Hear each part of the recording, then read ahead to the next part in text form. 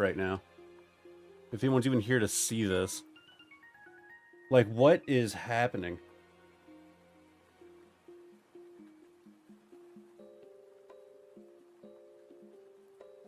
I need to go back, because every time this happens, I have to, like, basically rebroadcast, go back to the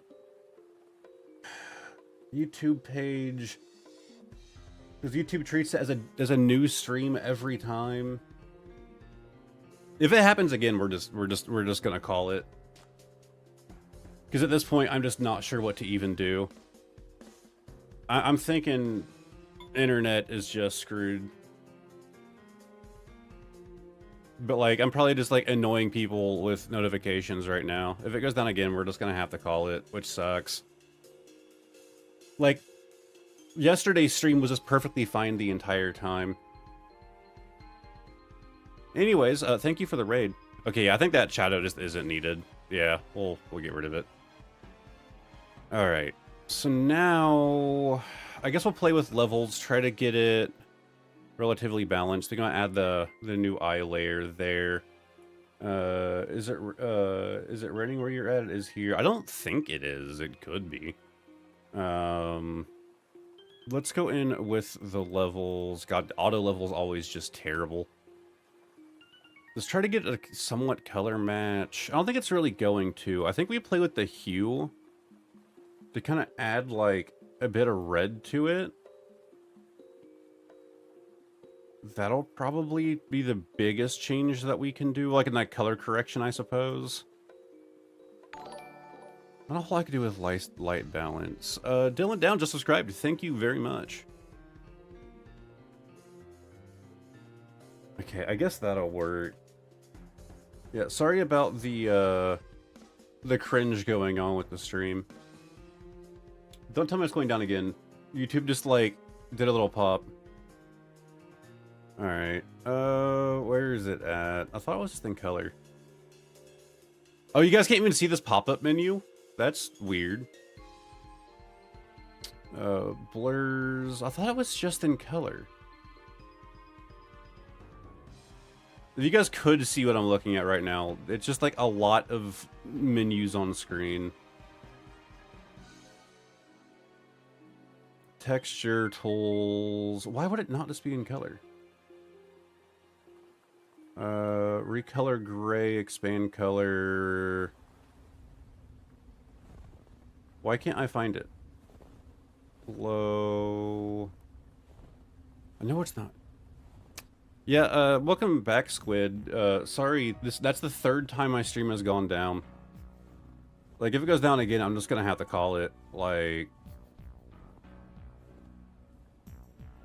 why can't I just find the recolor option? Am I stupid? Noise, object.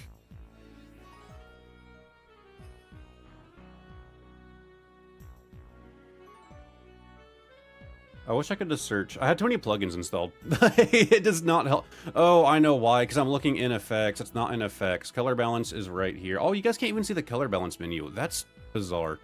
What if I just do this? Let's just get rid of that entirely. Yeah, okay. That should work. So we're wanting to add a bit of red. Almost like it's glowing, but like it's easy to go too far on it. I gotta bounce. I'll drop a lurk and hope the rest of your stream goes well. No need to apologize if that happens. Well, hey, thanks for the raid and thanks for dropping by. I love the edit. I did the black belt card you added Frieza to, making, yeah, that was actually like a huge improvement. Like that made the edit just like a lot better. Okay, I think that actually helps. Like kind of toning down on like his natural blue a bit. It's not ever gonna be perfect because this card just isn't like, at least the scan of the card at the very least isn't like great. I guess that'll work. How's it going? Terrible. The stream has died 3 times. So, okay, do we want to like try and trim out a little bit? Okay, that's way too large. Try and like trim out a little bit of the edges of him. Just to like try and clean up that like detail a little bit. Where it's just so like pixelated. I think it'll help at least a bit, right? And then we got to work on adding the shadow. I think the color's okay for now. We can always get back and retouch it. We just need to get it, like, good enough for now. The thing is, I can also, like, do the opposite, right? Right now what we're trying to do is get the Metatite to fit in with the card art of the Typhlosion, but we can do the opposite. And actually, I'll have to cut out around that. It's going to be a pain. I'm going to Discord to message you. Okay, cool. Welcome to the Discord. I think I might have to do it just to get it to fit better. Okay, so we're going to do another layer just in case. Up here, we're going to go to Object, and there should be called Inner Shadow. Yeah. Of course, we're not going to need it over the entirety of the Pokemon, just kind of like where it's going into the mouth, right? So we kind of like, because I'm just focusing like right here on that small section. I guess it would be like a decently long shadow, right? Nothing like nuts. I guess more straight down, yeah. And then there should be an option to remove the background. So that shadow is now on here by itself. So I can just go through and erase the majority of it because most of it is not needed. So just trim all of that out. Then okay. It's nothing great, but it does kind of like help it like fit into the card a bit better, I guess. I think we need to kind of do the opposite as well. So let's duplicate him again. And we're going to do another inner shadow.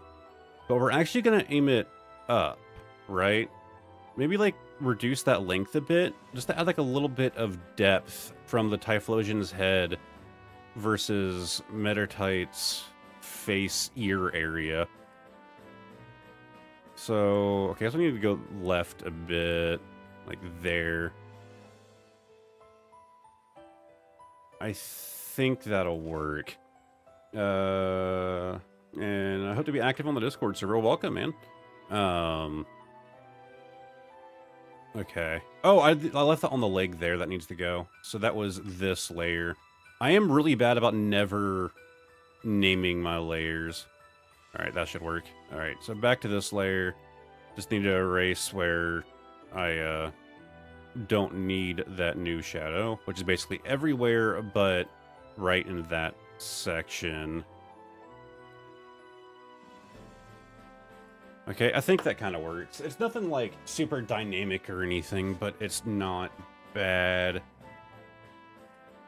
Okay, so now comes the fun part that I'm not looking forward to. You said a friend request. I probably won't. My friends list is kind of wild as is. When it comes to the Discord, though, anyone that's in the Discord, like DMs are open, so you don't have to be on the friends list in order to DM or anything if you ever needed to. But my friends list is already like kind of wacky, and I don't need it to be like I don't need to add everybody on there too. Okay, we actually need to go one more pixel over. So regrab. And then, so yeah, we do need that kind of black line right there. I don't think I've ever named a layer. I have, I just usually don't. All right, so now we need to go through and subtract to remove the edges right here. So we're going to do like a lasso select. And it doesn't have to be perfect, because what we're going to be doing isn't anything super drastic. So this doesn't have to be like super well cut, which is a good thing because it's going to be kind of a pain. I love the first idea that we come up with, I thought would be like a pretty easy one. And now I'm just like desperately trying to get it to work. Alright, I think I'm getting too picky here. Okay, actually that was kind of terrible. Let's retry that. I don't want to grab too much of that red either. Makes sense. I can see how that would be hard. Better try than not. Fair enough, man. But yeah, I'm pretty active in the Discord. At least I try to be. I definitely fall behind occasionally. But I think we're building out a pretty active community in there. It's been a while, you know, because I used to be like a super active Twitch streamer back in the day, and I left Twitch for years. And I do kind of miss having that like active community. So it's nice to be, you know, over the last few months to be like slowly rebuilding it. Now with, you know, thanks to the now YouTube community. All right, cut that. Bam. And then go over this way. Yeah, I was gonna like hold off a little bit on, because right now our ISP kind of sucks. Like they're terrible in this area. And I learned that sometime in the last like couple years maybe, we can, there's a new ISP that we can actually get where I live that is not only faster, but it's more reliable. It has far less downtime and it's cheaper. So we're going to be swapping to them. I was going to hold off on it a little bit. But after the stream issues today, assuming that my ISP was at fault, I kind of want to make that swap a bit sooner than later. Alright, this should be the end of what we need to remove from our selection. Perfect. So now we are going to cut out that layer, and we're going to separate it into its own layer. So now that Typhlosion layer, the original card art, can just be popped out any time. Oh, we have another... What layer are you even on? Not you. A little bit on that layer, because I was kind of on both of those. Cool. Alright, but now that that's separated, we can start tweaking the original art to try and make it more in line with the Metatite. I do think, while that is like too bright, I think it fits the Metatite card a bit better. Just to kind of like brighten up the whole image. Which, to be fair, does make the Typhlosion original art look worse. But that's, you know, our goal isn't to make something beautiful. Oh, we need to have a shadow going down from the leg. I didn't even think about that.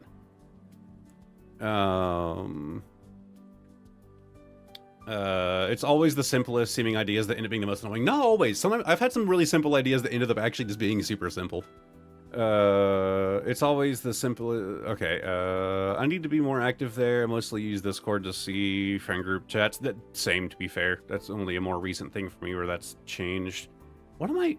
Is there a messed up? Okay, that's the iceberg right there. I thought there was something like sticking out. It almost looks like, you know, like that fake PNG layer. I got tired of Twitch. I didn't care what it was about. It's hard to get through all the stuff. I started watching YouTube again. Fair. Yeah, I don't watch as much Twitch as I used to. I think the foot in the foreground needs strong shading. I think it needs like a lot of like shadow underneath it at the very least. So once again, we're going to duplicate that layer. And this time we're actually not doing an inner shadow because it needs to be going onto the Typhlosion. So object, drop shadow, kind of angle it down that way. And again, most of it's going to be getting deleted. It's just about getting it onto Typhlosion there.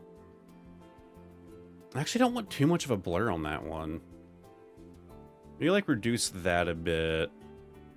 Is that angle okay? I don't think that's bad. I think that's actually pretty good. Oh, whoops, I need to... Crap. I have to kind of redo that now. I didn't tell it to remove the original layer, which I like to do so I can just edit layer by layer. So only draw shadow. Oh, if I'm going to do that, I need to do it on this one. Object, drop shadow, only draw shadow.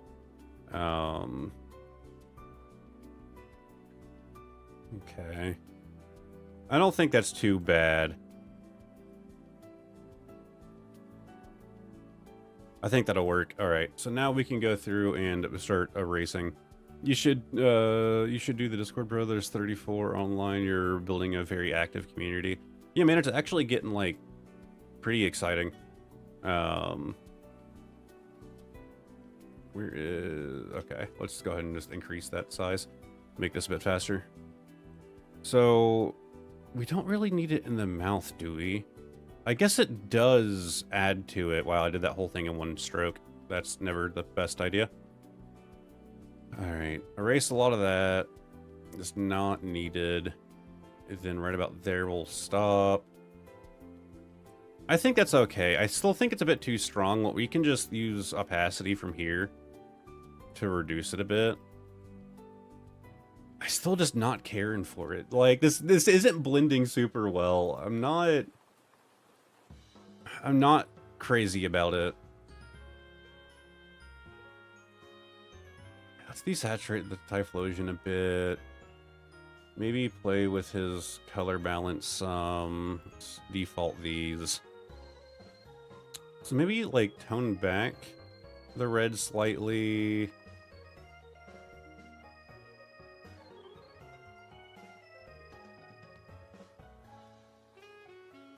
I think this is, like, helping a bit. I really don't know. I need to join it right now and comment on your Discord because there's so many people online right now. I mean, I'm focused on streaming. I try to be active in Discord whenever I have something to add to the conversation. That's fair. Alright, so I think... Again, we're doubling up again. We're going to do a hue saturation. We're going to turn it down real far. And we're going to do a Gaussian blur around the Metatite. Kind of light. We're just kind of doing a bit of an outline to try and correct those edges a bit. Kind of like that. So you can reduce it a little bit. Stack those layers. Okay, I think that was too thick. So, effects, blur, Gaussian blur. We need it kind of thin. Okay, I think that helps a bit. And honestly, I think it makes it stand out too much. I'm mostly worried about, like, the head up there, right? Like, if I erase from here...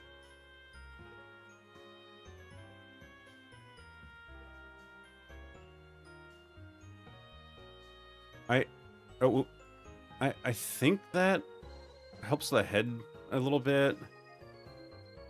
I guess I like to play with the original image there. Talking to you guys, the moderators. Saying it's a great place to hang out. There was some good stuff to talk about. Looking for you if I want to, so I can watch for you guys on the Discord. Yeah, I actually don't have any active mods as of right now. Just me and my wife are acting as the moderators currently. It's not really big enough for me to have to worry about it just yet.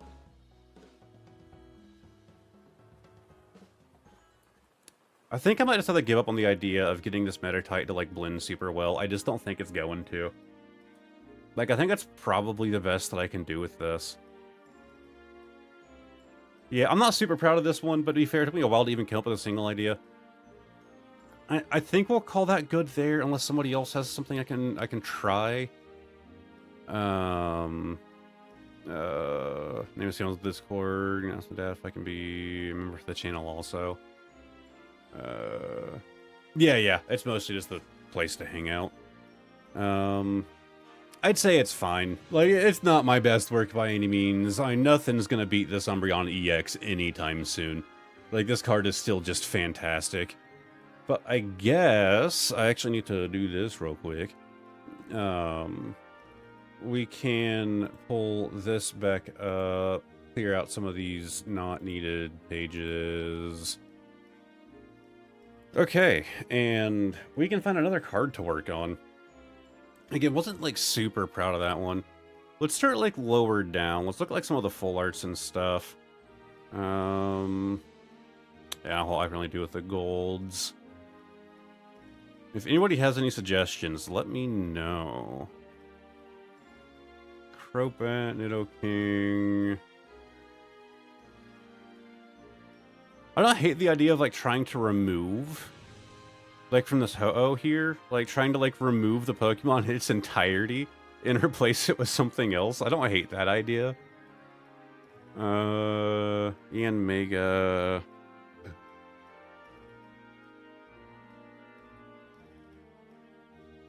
A lot of the trainers I don't usually have super great ideas for, although I did do that trilogy where I gave 3 of them guns. That was a fun time. Elective Wire... And Obsidian kind of led me to that last idea by pointing out the Metatite's pose there. This Genghis Khan... I feel like if I was in a more creative mood, I would come up with a good thing for.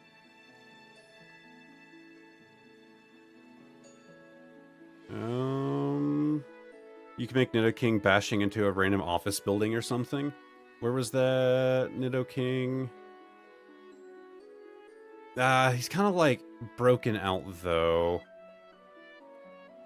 Because the thing with that, right? Like I would need like kind of the whole Pokemon in frame. I could just remove all the Raticates from that card. That would also be a challenge, though. I'd have to do a lot more hand drawing. Have you done a Tatsugiri with Dondozo's mouth? Not exactly certain what you mean.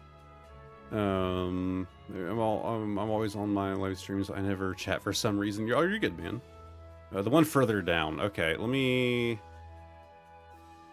go back. Maybe. Some of the full arts can be like some of the really hard ones to do.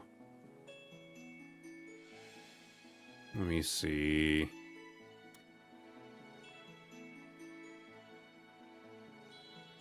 I actually really like that side out card. Like that's one of my chases from this set. I'm sure it is for my wife too, because Psyduck's like her favorite. I keep forgetting to turn on Do Not Disturb, but honestly, with the way things were going earlier, I probably don't want to turn it on, because my wife can tell me a stream goes down again. Crustle... I actually really like that artwork as well. Yeah, a lot of the trainer cards is not going to have anything to do with, although there is a bomb that would be real easy to cut out. So that bomb could be useful in another card. Need to keep that one in mind.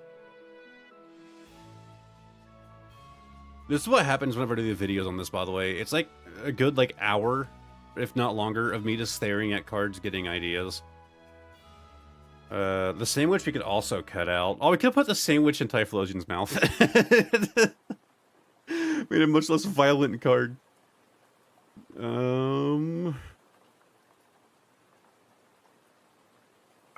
I could put the bomb next to Greedent here.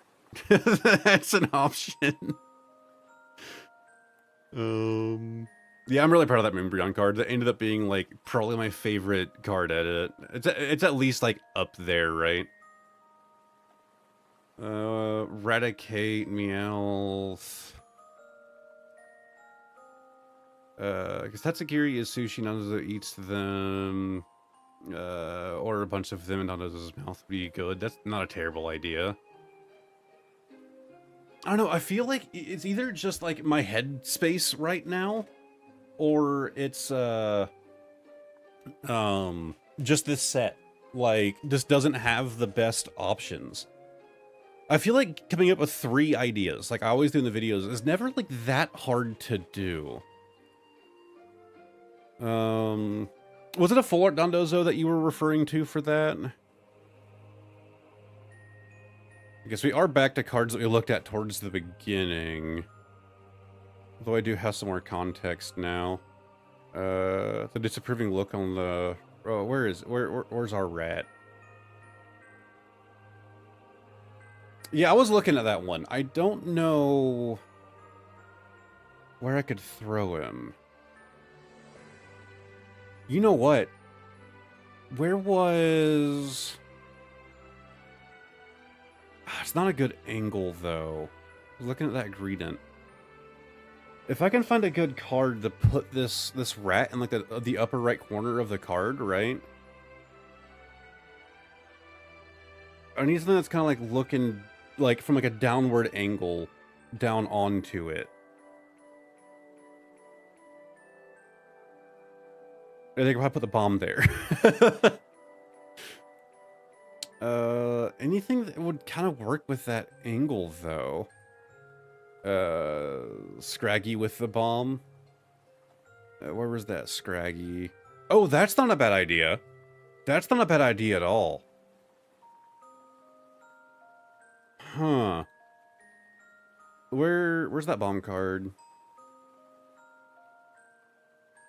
Let me see if this one I can, like... That's not a bad idea. Okay, I know what we're doing now. Alright, that is fantastic. Also, welcome to stream there, Nightfall91. I didn't even read who it was that put that idea in there. Alright, I had to full screen it because of, like, file structure, and I don't need to have spoilers for upcoming videos. I know I'll accidentally pull something up. Where is... I guess I can, like, have it pull up right now while I'm just trying to find that Scraggy. Oh, wait, I'm looking in dark types. What am I doing? Scraggy. Alright. Now I have to do this. So we need the bomb. So with these... This should work. Like, I think we can make this work pretty easy. Alright, we can go back here now. So open up the Scraggy and the bomb. Thanks, first time I've been able to catch you live. Glad I was here and able to contribute.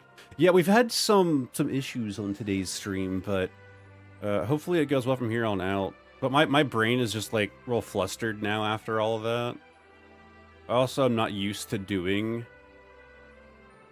this kind of live content. This is very new for me. Turn that up.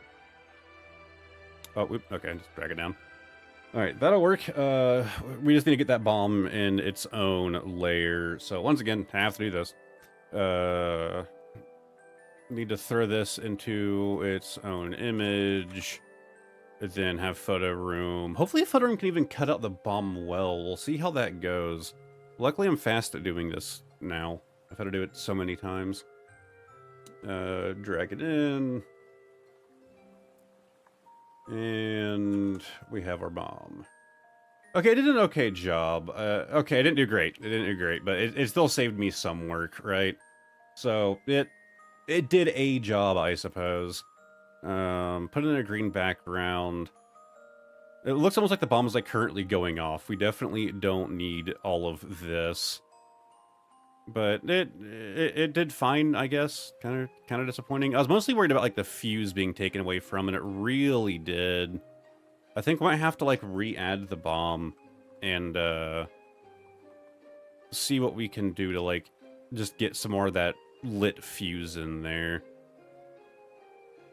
Looking at Death and Rivals set list, the Breloom is so happy. You should put her in queue. You should put her on the queue to get a Switch 2. So full of joy. That's not a bad idea, honestly. I mean, with the Switch 2 hype right now, I remember seeing like a bunch of people that were saying like, "Oh, don't buy the Switch 2," and then they immediately like went out and bought it. I also like, you know, I don't care what side of the aisle you're on, honestly. Like if you like want to boycott it because the price is like too high, I kind of agree. So go for it, and if you want to buy it, go for it. Like the only reason I haven't bought it yet is because I'm just really stingy with money, and I wanted to wait for like reviews and stuff to pop up to kind of see if we have another Wii U situation on our hands. And luckily, it's looking like it's not a Wii U situation. I mean, it would be hard, right, for the Switch to fail. Like, I've heard that a lot. It's like, oh, there's no way the Switch 2 could fail after the success of the Switch. If you think that, you have not kept up with console history. Like, you have not kept up. The PS2 dominated so hard that everyone said the same thing about Sony. And to be fair, Sony turned it around, right? But for the first, like, half, I'd say for the first, like, 70% of the PS3 360 generation, the 360 was out ahead by a long shot. Everyone's like, oh, the PS2, like, dominated its generation so, like, so heavily. At the time, it was the highest-selling console of all time. Like, there's no way whatever Sony puts out won't be, like, the best console. What do you know? Sony thought the same thing, so they decided to be stupid with it. They intentionally made it hard to develop games for the PlayStation 3 because they were like, yeah, everyone's going to want their game on our console. So we're going to make it to where when you make our game for our console, it's going to be hard for you to like have your game run on anything else. So they won't bother to port it to the Xbox, right? So it'll only go on PS3. Instead, they just didn't make games for the PS3. It just went on Xbox. Then they could do like Xbox, PC, like, you know what I mean? That cockiness screwed him over, and that could have easily happened with the Switch too. And I think it somewhat has, right? The cockiness of the success of the Switch has kind of led them to, oh yeah, I want to try and add more of that fuse. The cockiness of the success of the Switch has led them to, you know, have that crazy price and increasing the price of games, and it's just wild to me. Let's see. I'm still here, so Becca. I still want to try and get it for under MSRP at some point. That was kind of my hope, but I'm not sure if it'll end up that way. I'll probably just try to get it at MSRP. I played Mario Kart on a friend Switch 2. It's good. PS3 is rough. I kind of want to play Cyberpunk on the Switch 2, though. I'm not gonna lie. So, how, like, easily... Because, like, you can see how much of that it cut out, right? Like, I don't know how easily I can add some of that back in without it looking terrible anyways. I think our best bet, honestly, is to just go with this, right? And then I can kind of like blur it out from there, do like a zoom blur to shoot it out. I think that's probably the best option. So we'll just go with this for now. Try to get the base image fit into the card first, then work on that after. Alright, so paste into new layer. And how big do we want this thing? Let's go ahead and make it transparent. Hopefully this one will look better than our last card. I was not proud of that. So do you want him like holding the bomb? More like hugging it? How do we want the bomb? Oh, you know what? If we made it a little bit larger... Hey, Backstabber Ash just subscribed. Thank you very much. If we do it kind of like that, we can almost have the fuse coming out from behind him. Like, kind of rotate it a bit. So you can, like, kind of see the fuse sticking out. The issue is it kind of goes into his shoulder here, right? Have to be more over, and then the fuse doesn't really stick out. I guess at that point, though, I can cut right here and just move it where I want it, right? Because it'd be obscured behind him. That's not a bad idea. Because at that point, you can't even tell where the fuse is supposed to be. So mostly just worry about the rounding here. I think that works. So we can go through and erase. Same like if I was at Target and they were in stock, I'd consider it. I'm at the point now where if I can, I'm like checking around a little bit, and once I see it pop up, I'm probably gonna pick it up. Like I'm still excited for the Switch too. I just, with every console, I always hold off a bit. You should wait. I think I'm okay now. Let's see. The only reason I'm really thinking about it is my OG Switch. My wife plays, the battery life is nil. Yeah.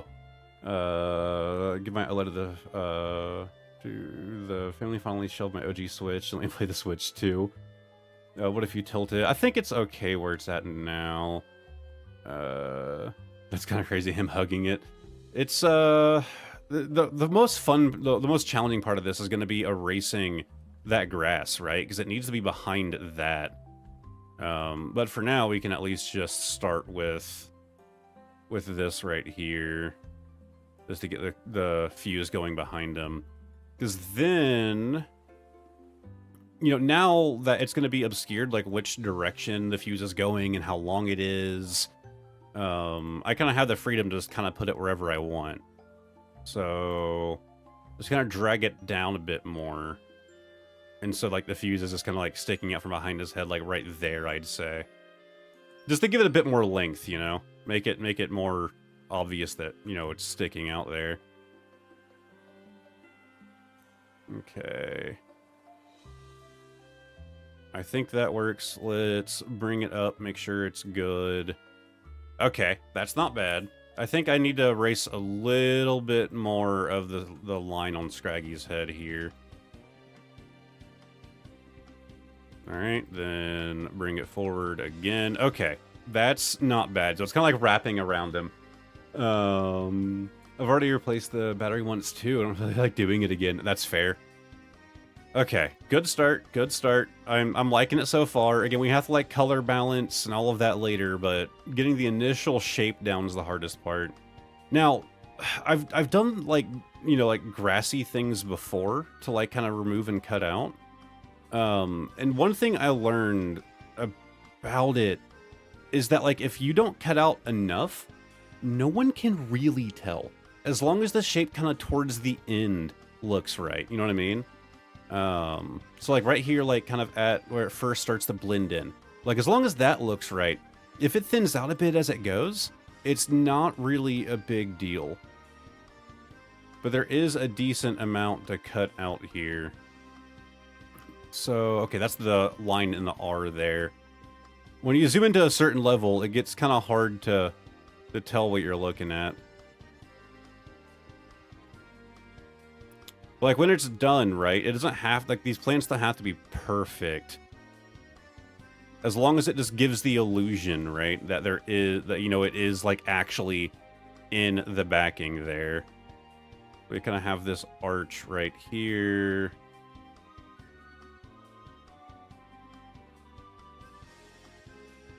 Again, just to clarify for the billionth time, like I do every time I do, like, a video on this, I'm not an artist. Like... I had someone say that I might as well be because, like, you know, I clearly did a lot of Photoshop or whatever. Man, my Photoshop comes from necessity, not from any kind of, like, actual, like, artistic, like, schooling or anything.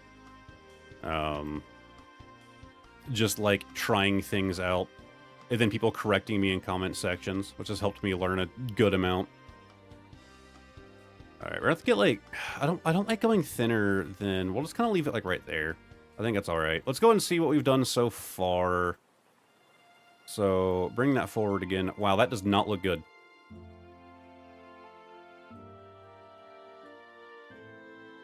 If we shadow it, if we add a little bit of a shadow, I think it'll work, alright? We're doing okay, but there's definitely a lot more of that grass that needs to be added. Let's just keep going. So I'm basically all of this right here. If I go up a little bit. All of that needs added, and that kind of arcs back up. It's kind of hard to, like, make some of it out through the lettering. Alright, let's go down to a 2. Try to get some of this, like, stem here. Gone to a 1. Kind of like follow it through. Again, once we add like a shadow to it, it should... Oh wait, I think that took away what I didn't need it to. Yeah, it did. There we go. Alright, 3 maybe? Yeah. Just gonna continue getting the stock here.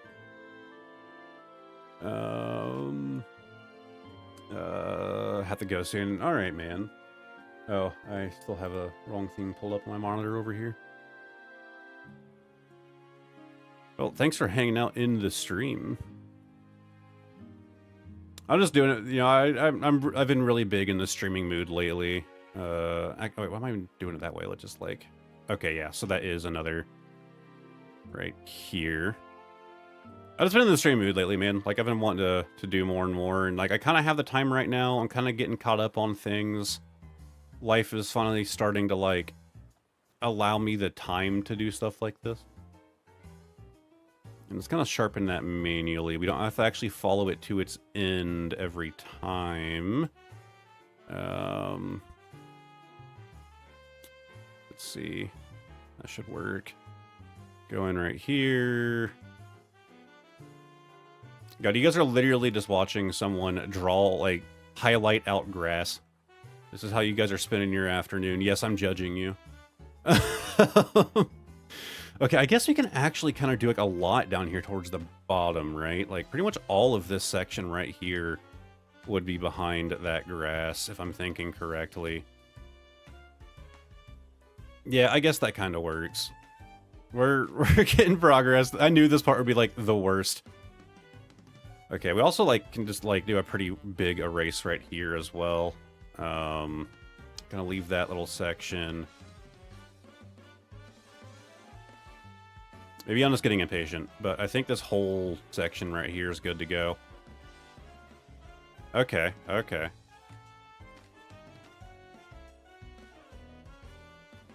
Again, I have to get a bit more picky to get like the ends and stuff done. So that plant kind of ends right there, just kind of like simulate it. Reduce my size again. God, I knew this part would just be like kind of challenging. Let's see. Okay, so yeah, we need to like leave that, but go in right here. And then up that way.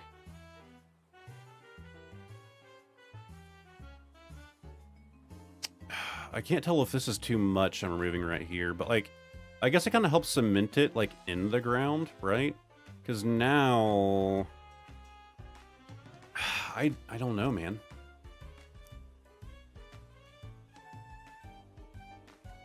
Should I just like do away with all of that?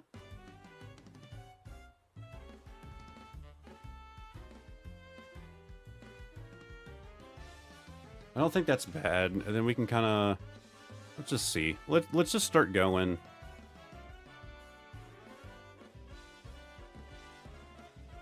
I think I was definitely doing it like a hard way. To make sure I don't get any of that barrel that's in the background, right? I think I was definitely doing this the harder method.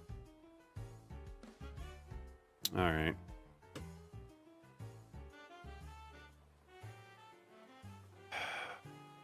I hate doing like these really like fine erasings here, because it's always just like a challenge to make it not look terrible. I guess we can kind of round that out there, and that's kind of where it comes to its end. Then we have another stalk right here, branching out right there. Kind of round that.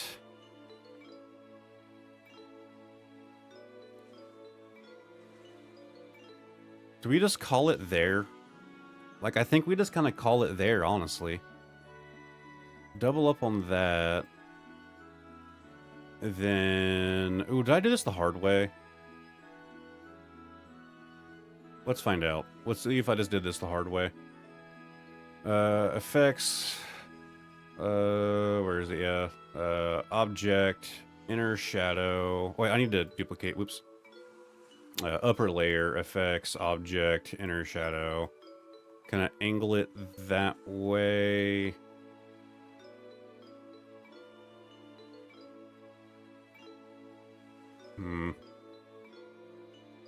I think I definitely did this in a difficult fashion.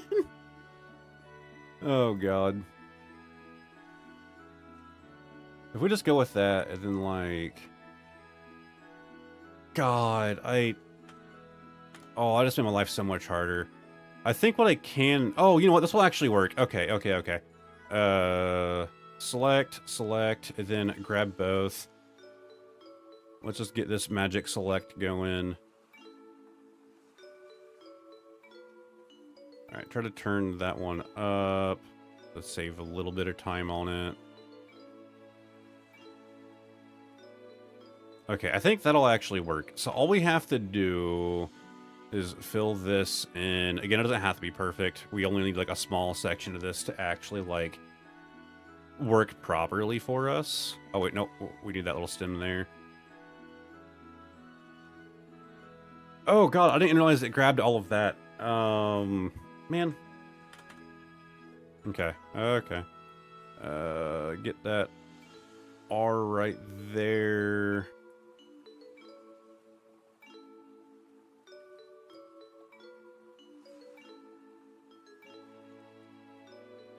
All right.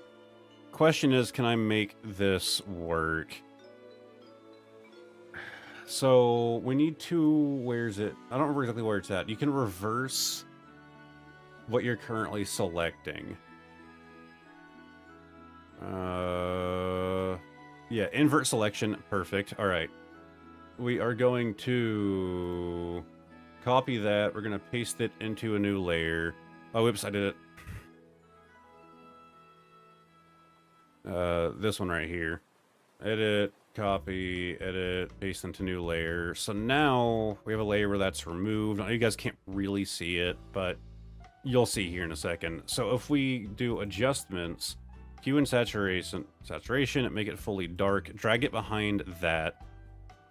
Oh, did I do that wrong? I did. Okay.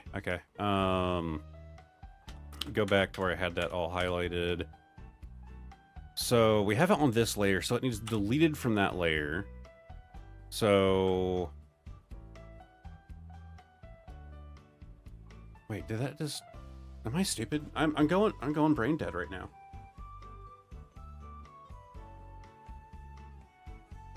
What did I just do wrong?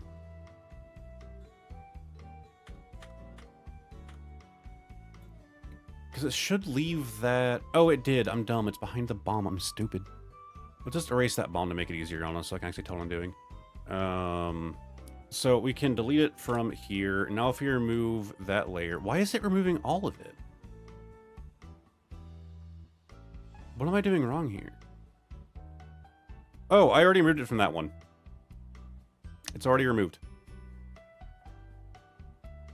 So that should actually work for us. So that needs to go above the bomb layer. Then re-add the bomb. Then we can do hue and saturation, black it out.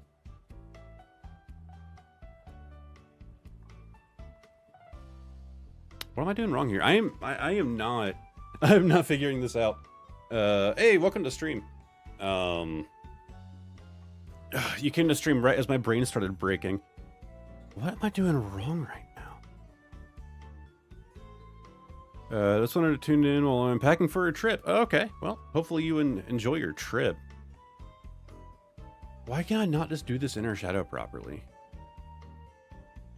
To remove all of our layers here. This bottom layer is just the base card, right? This one is base card minus that section. And all I need it to do... Oh, we can do it this way. Okay, that'll actually work. I think. So, hue and saturation, black it out. Effects, blurs, Gaussian. Okay. Yeah, I don't know why I was just trying to do it the hardest way possible. So, this one right here... Actually, yeah, we still want you down. Okay. Blurs, Gaussian, and oh my god, I can finally get it working properly. Let's see, that's okay. Then we can double up on it. It's real sharp on that shadow. I mean, obviously, we're gonna erase it from, like... this, like, ball section right here, right?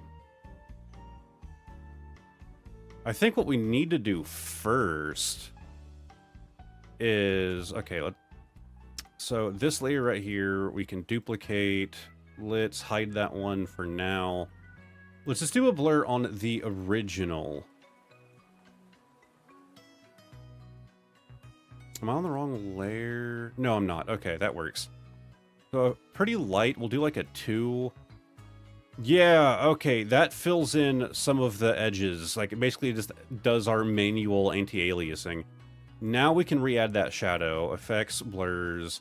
I'm figuring out what I'm doing. And I swear, I don't normally struggle this much. And again, we don't need it to be that dramatic. Let's say about like that. Then turn that bottom layer back on. Go and just remove from the edges here.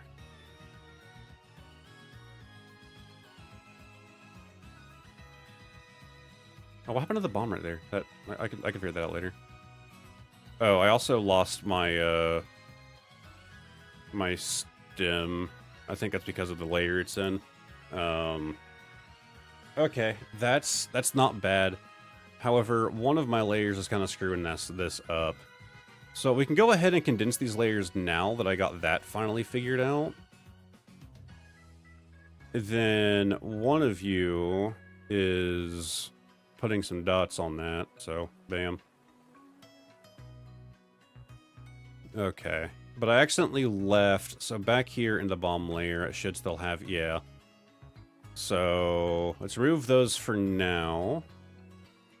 Let's select that, edit, cut, edit, paste into new layer, drag it up, re-add all of those.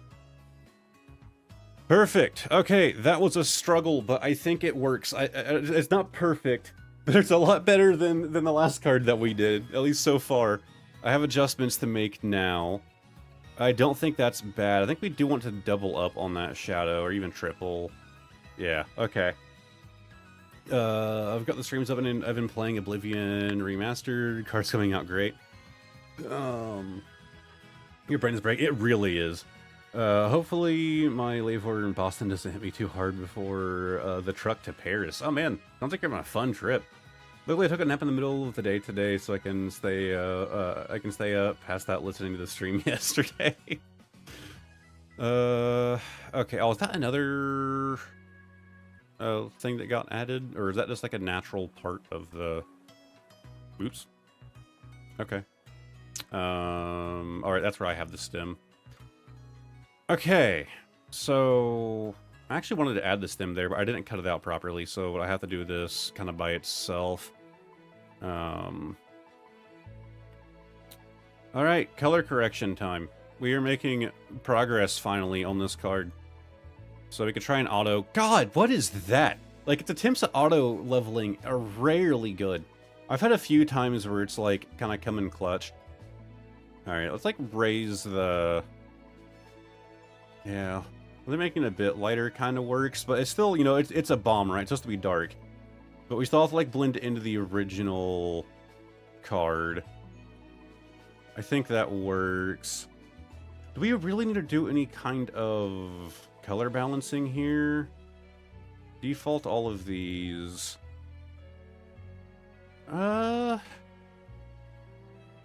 Maybe a bit. Not really much, though.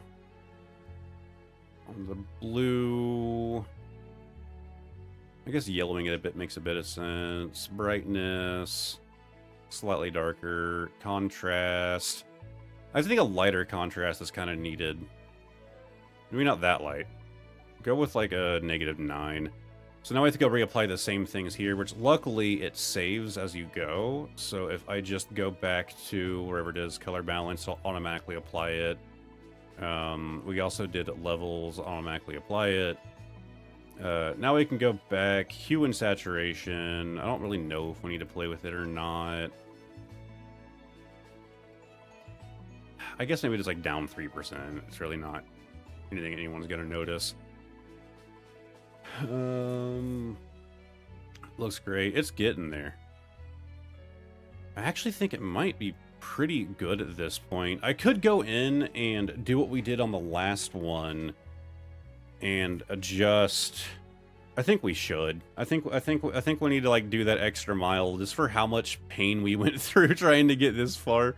I think it's kind of necessary.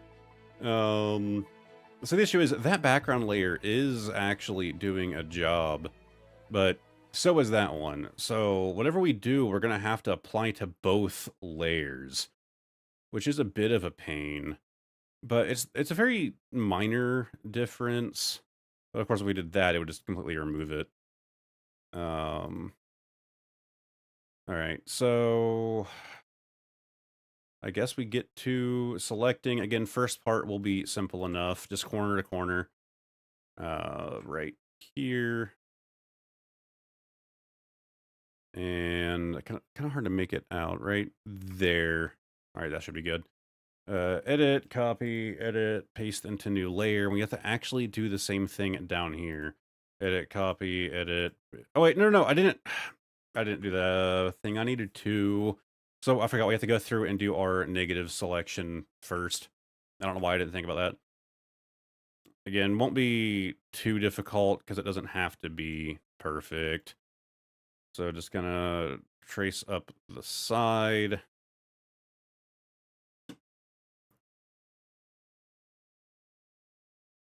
Because all we're doing now with that base layer is just pretty basic color correction, just to try and make it blend in a bit more. I think it's one thing I've learned from doing all of these is that if you're trying to get an image to fit in with another one, you don't always just want to go one way, right? Because like we're trying to combine two images that are done by like two different artists and two different styles.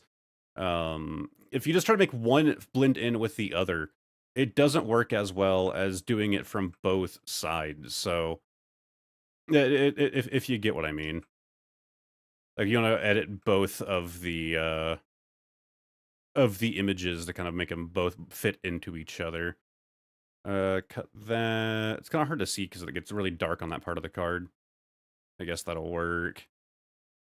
I think I'm getting too picky. Need to go a bit faster on it.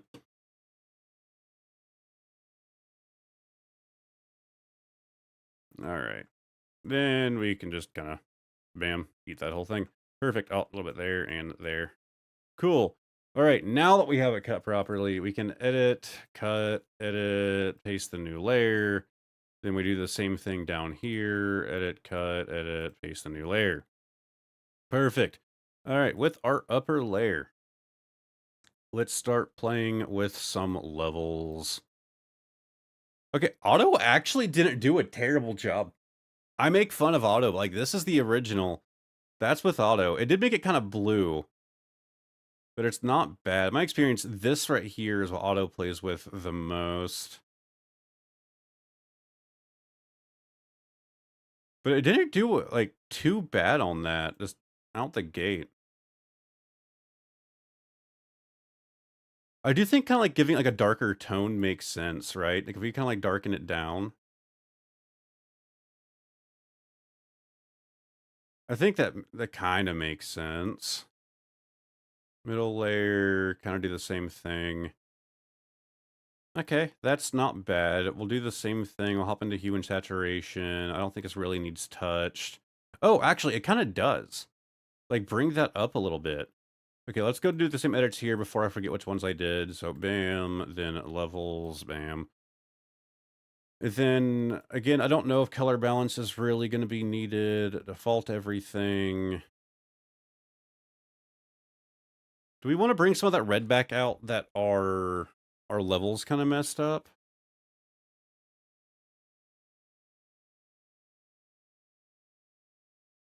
I'd say so. Not much.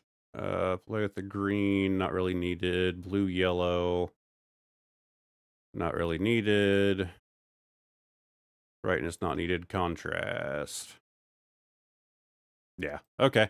Then we'll just, very little is actually changed there, but we'll apply it to that layer as well. Okay. I think we're looking pretty good. Is there anything? Oh, I am forgetting. So right here on this, I want to duplicate that. We can erase one of them while I kind of work on it. So I can actually see what I'm doing. Erase the initial stem. Oh, there's that little black line there. I don't know where that came from. It doesn't matter. It'll be covered up no matter what. But okay, maybe going with a 2. Let's try and make that more fine. We don't actually need it perfect. We mostly just need to make sure that red isn't too visible.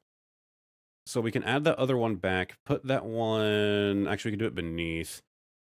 We'll duplicate it just in case, so we have one to play around with. Blurs, Gaussian. I don't think, well, I guess Gaussian does give it a bit of a glow, but I more so think if we do a zoom blur, my music stopped, didn't it? Music spec. All right, the hardest part is trying to like get it centered there. All right, I think, no, it's still a bit off. Okay, yeah, go more inward. All right, I think that's pretty well centered. Let's see, distance. Yeah, okay, that works. Just kind of make it look like it's, you know, more popping. Yeah, less focus, I'd say. Do we want more distance? Yeah, let's make it a bit more vibrant. So, we have that first one that kind of expands on the initial glow. But if we double it up and then take that second layer, and we actually mess with the hue... I actually need to remove that first one for now. Effects... why am I forgetting where it's at now? Oh, I know it's in adjustments. Hue and saturation. We want to find, like, a red hue. I'd say right about there, saturated a bit more. That works. Now we can bring that first layer back. Then this one, we are going to go back into blurs. We're going to reapply a zoom blur to it. We're going to reduce its distance a bit. Okay, I don't know why it doesn't immediately jump it down all the way. There, that adds some red. And actually, it puts a little bit of red on the Scraggy. Okay, I guess that doesn't really make sense, though, because it's supposed to be, like, behind him. I'd say that works. We can try doubling it. Okay, that's not bad. I do think it needs to be removed, but now that we can just stack it all into one layer, and hop in here with this, then erase it from the Scraggy, because again, it's supposed to be like behind him, right? So you wouldn't really have light casted on his face. I actually wonder if we should do a bokeh. I don't really know if it's going to help much. It might help hide some of the imperfections at least make it look a bit more like it is, you know, it is a bit distant. I don't think so. No. Okay, I'd say that works. I don't think that one's too bad. It's definitely better than the first one that we attempted. That is far better than the first card. Yeah, okay. I'm proud of our bomb Scraggy. So I guess we only have one more to do. So let me go ahead and pull this up real quick while I get things reset. Don't need these anymore. Oh, did I accidentally kill? I killed Pokelector. Victor, Destined, Rivals.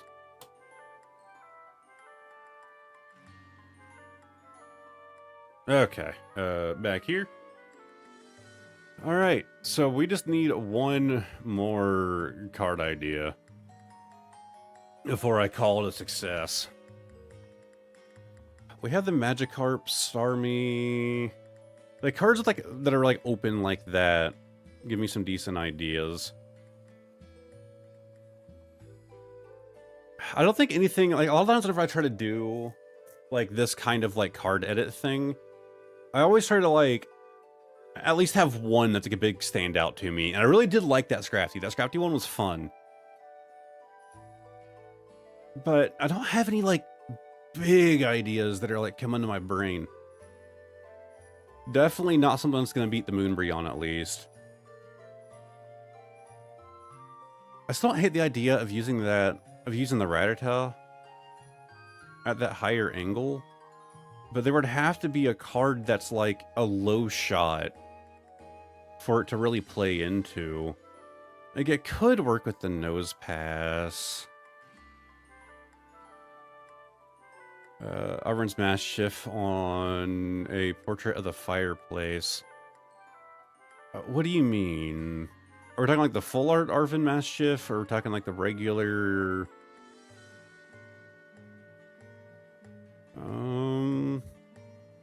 We could put something inside of Ekans there. Like coiling around it. Of our Zubat. We could also just use the Sandwich trainer card and put it in Nidorino's mouth and call it a day. I feel like going for like the open mouth card is always like a scapegoat, right? Like it's just too easy. It's too obvious. No, as in not be blunt. He's an oh my god. That's kind of brutal.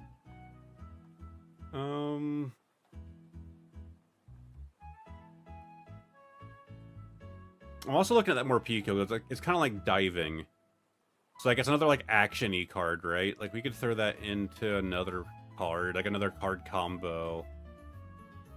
Like that rat would still just work in like the top right corner or something.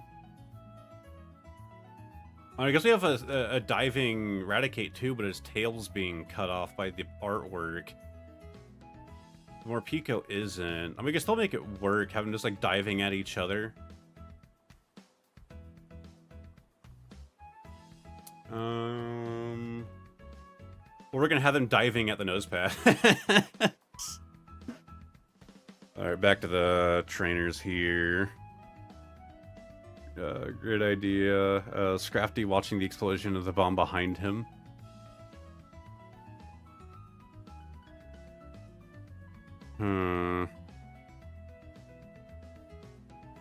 If Gradient wasn't so large on the card, there's a lot of things I could do with him, but he takes up so much space, there's not like a whole lot of room to play around with it. Because one of the ideas, like, you know, you use the Raticate, diving into the Gradient. The angle doesn't really work that well. Oh, I could have come from the background, though. Oh. So I kind of have, like, this part of him, like, cut off, right? So you have, like, the Gradient's body, like, cutting off a bit of him, right? But he's, like, diving from the side, like, ambushing the Gradient. I don't think that's the worst idea. You know, add a bit of a blur to him. So he, you know, he looks like he's a bit distant.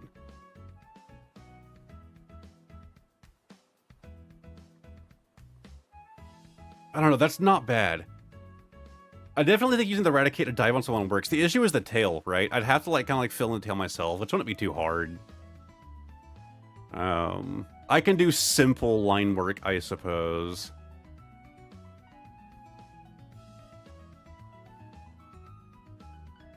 I think that's what we're gonna go with. I think that's the game plan. Unless somebody else has another suggestion.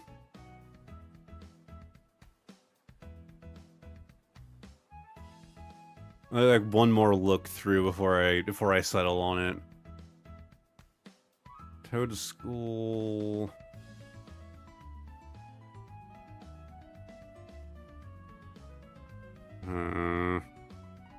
I think it's what we're gonna go with. The hardest part is really just gonna be adding him back in, and we'll have to cut out the Gradient as well.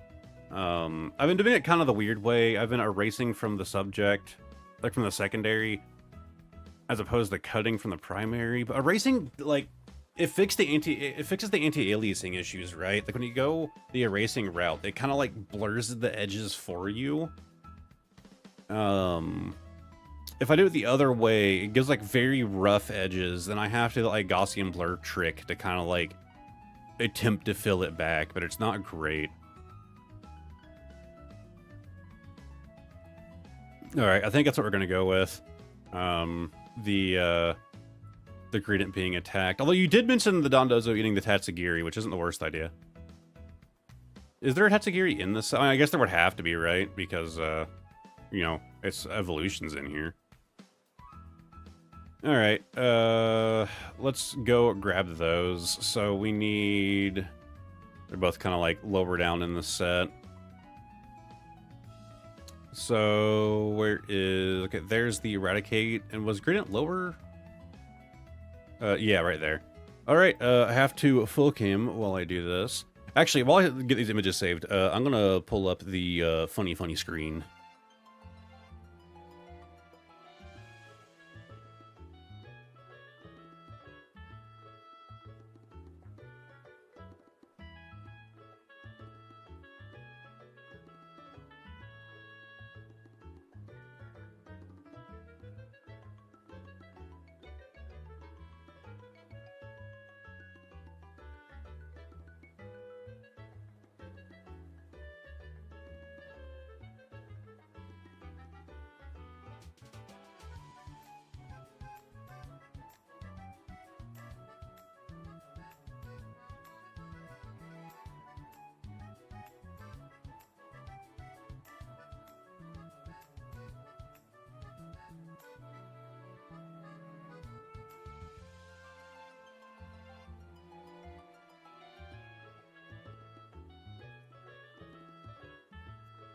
Yeah, if you guys weren't here for the beginning of the stream, There were some issues. So I've actually been streaming longer than it's showing you. But it hasn't been a crazy long stream. All right, let's add another layer. Let's paste in our green. And once again, we gotta hit this. Whoops, wrong button. Save as JPEG. Yes, please. And the reason that I do that like green fill in there is it keeps the card at its original resolution, which I guess doesn't actually matter for this one. It does for a lot of them, but it doesn't matter for where did it save that one? It didn't save it to the right folder. Oh, it saved it to like I have a folder that I like used to save a lot of images in, or like anything that I was like downloading, like using for a project. And that folder now takes like multiple minutes to load. So obviously I'm not going with that one. I swapped it out. Oh, it did not do a good job at all. Like literally at all. Okay, I think we're gonna do it this way. We're going to just remove that layer and save it like this and see how it does. Actually, you know, it doesn't matter. Let's just give it the raw image, no background. I'm using a background remover. So we're going to cut, new, it should set it to the exact resolution off the bat. We're gonna paste that. Oh my god, I cut the wrong layer. Oh, of course, now it's not highlighted. Man, fantastic. Alright, so re-highlight corner to corner. Right there. Edit, cut. I don't really need to cut it, but, you know, it is what it is. Paste, bam. Oh, I just moved it. Perfect. Alright, that should work. Now I have to do this again. And make sure it actually just goes in the right folder. No, not a PNG. Flatten the image, go back to home. I really do just need just like a blank screen I can pull up so I'm just not like full cammed while I'm going through things in the background. Why is it not wanting to remove the background? I'm kind of having to like tell it what to remove. I don't want to have to do it manually if I can avoid it. But it's looking like I'll have to do some of it manually, which is fine. As long as I can get like the bulk of it, I'm happy with it. I'm gonna have to do some trimming, I think, though. The whiskers don't matter a whole lot, because ideally a lot of those are going to be removed, but it might not like fully remove them. Let's see, go down here to the base of the tail. I'm going to need a lot of that to help me like redraw it. I'm basically just like going to be like finishing off the tail, right? It's like the tip that's being cut off. Okay, I think I should be good. Okay, that works. Again, I didn't get it perfect, but you guys will see here in a second. Save it. Bam, throw in here. And we're back. Finally just pulled Immersive Art, Lily, and TCG Pocket. Dude, thank you for mentioning TCG Pocket. I have not done TCG Pocket today. I didn't even think about it until just now. Oh wow, I completely removed the white from his eyes. Alright, let's just, oop, wrong layer. Just draw that back in. It also removed part of his tail here. So, color picker, we'll just fill it in solid. Actually, I'll have to do it kind of more of that color. Should be fine that way. Reduce size, go to that layer. I mean, it doesn't look great. Why don't we just clone stamp? Let's just clone stamp that. That's kind of awful.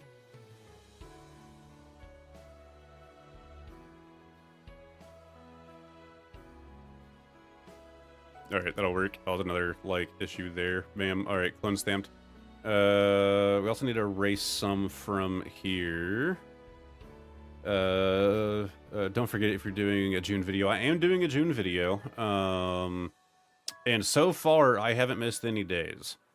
So unlike last month, where things got real bad real fast, I think this month's TCG Pocket is gonna actually be a winner. But yeah, so far I haven't missed any days, but today could have been the first. Like, I straight up just didn't even think about it. Alright, I think that works. Finishing off this tail is going to be the hard part for me. I guess we'll just end it pretty abruptly.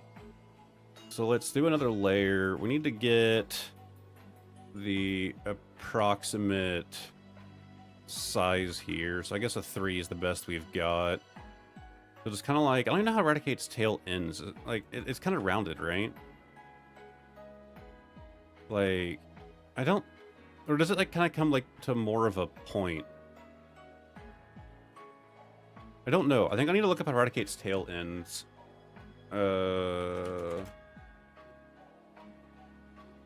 Eradicate...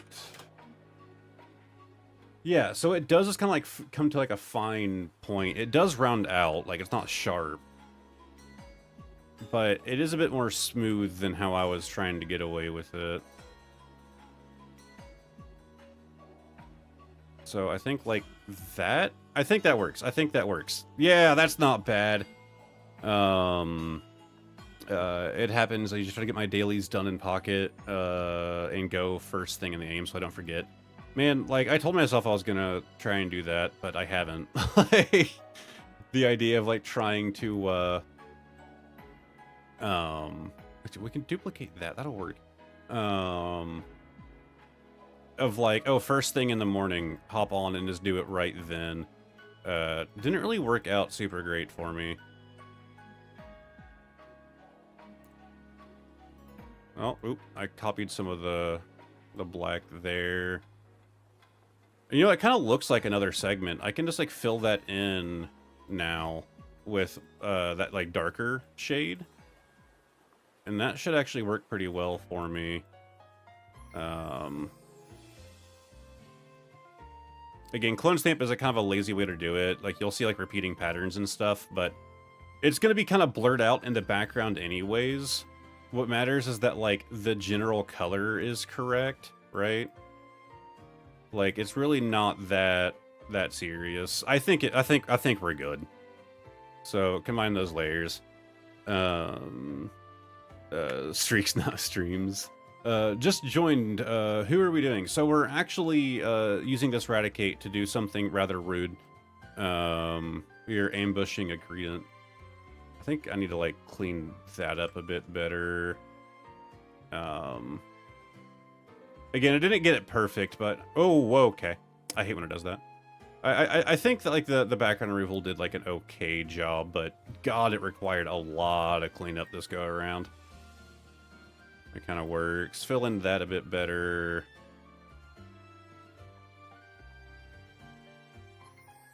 And right. I guess make that whole thing just a bit thicker. Then same with right here. We're kind of pinting on the under layer, so it doesn't, like, you know, I don't have to worry about, like, going too far inward. I guess I'll just fill that entirely.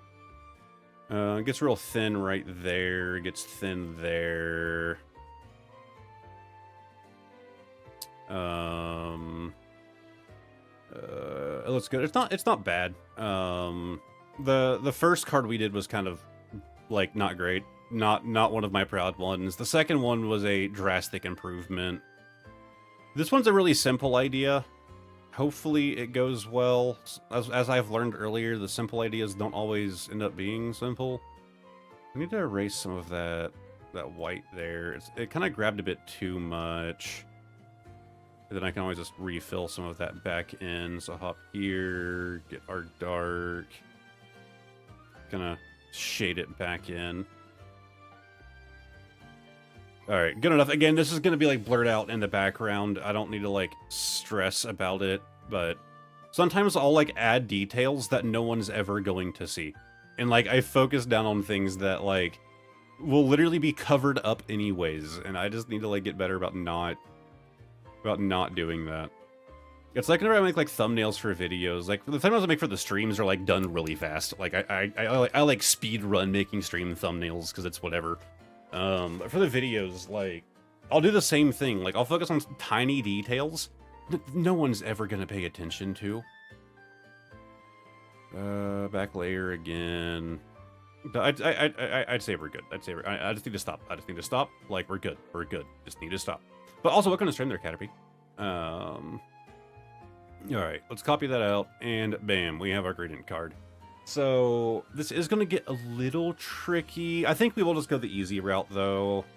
Yeah, we can go the easy route on this one. So lower opacity. So the idea is he's going to be coming up from kind of behind him, right? He's going to be a lot smaller than the gradient is. He's going to be in the background. We're going to blur him a bit to make him like more obviously in the background. The question is like sizing, right? Like, it still needs to look like a threat coming in. I think that kind of works. I don't think that's bad. We don't like change the angle or anything. I mean, gradient is like kind of like up a hill, right? So it kind of makes sense to be like more of like an upward leap, right? To be able to like make it to him, especially if he's coming from like down the hill. I guess lowering it would kind of make more sense, right? If he's like coming from like down here, right? I think that makes sense. Okay. I guess we'll try it this way, and if... Ooh, just straight up, like, hopefully I didn't just, like, kill it. I have my other, like, another image edit pro. That's why it was just pulled up, in case I needed it for this stream, but so far I haven't needed it. I do that all the time. Alright. I guess to start erasing from here...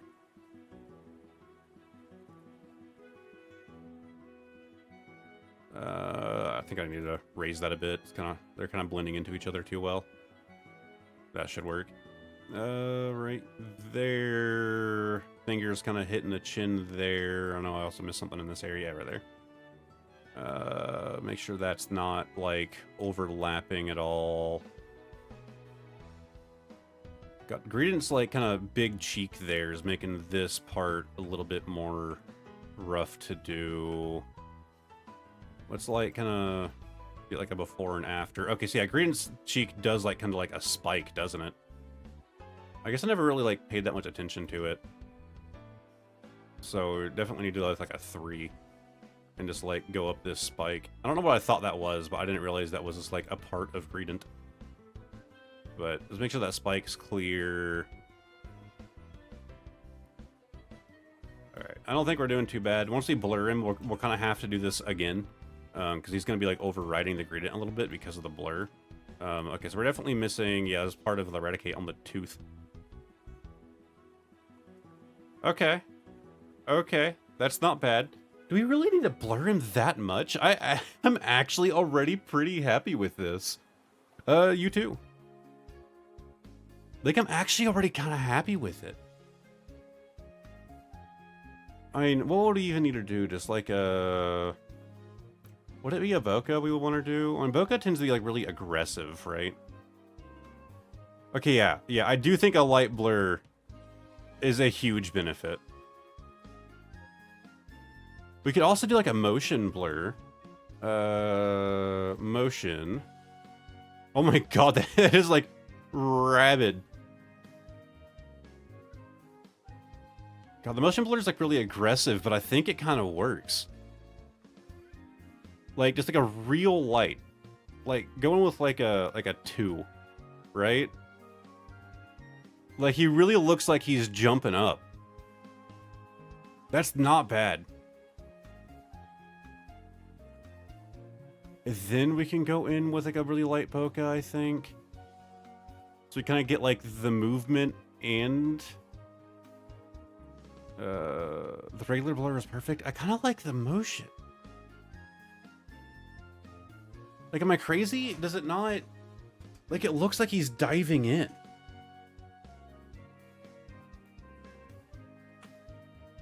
I can undo it, duplicate the layer, so we can try both variants side by side, right? So, like, do the bokeh first. Like, kind of light like that. And then try this one with the motion. And I did like a... Oh, wrong layer. blurs, motion. So which one do we like more? Like, that's the motion blur. And then that's the bokeh. I think you're right, Obsidian. I do like that it adds that movement, but it does kind of take your eyes away from it at the same time. I think you're right. Okay. I guess we just kind of play around with... Okay, actually, we need to do this first. Make sure he's not... Oh, he really didn't override much of that blur. No, that's good.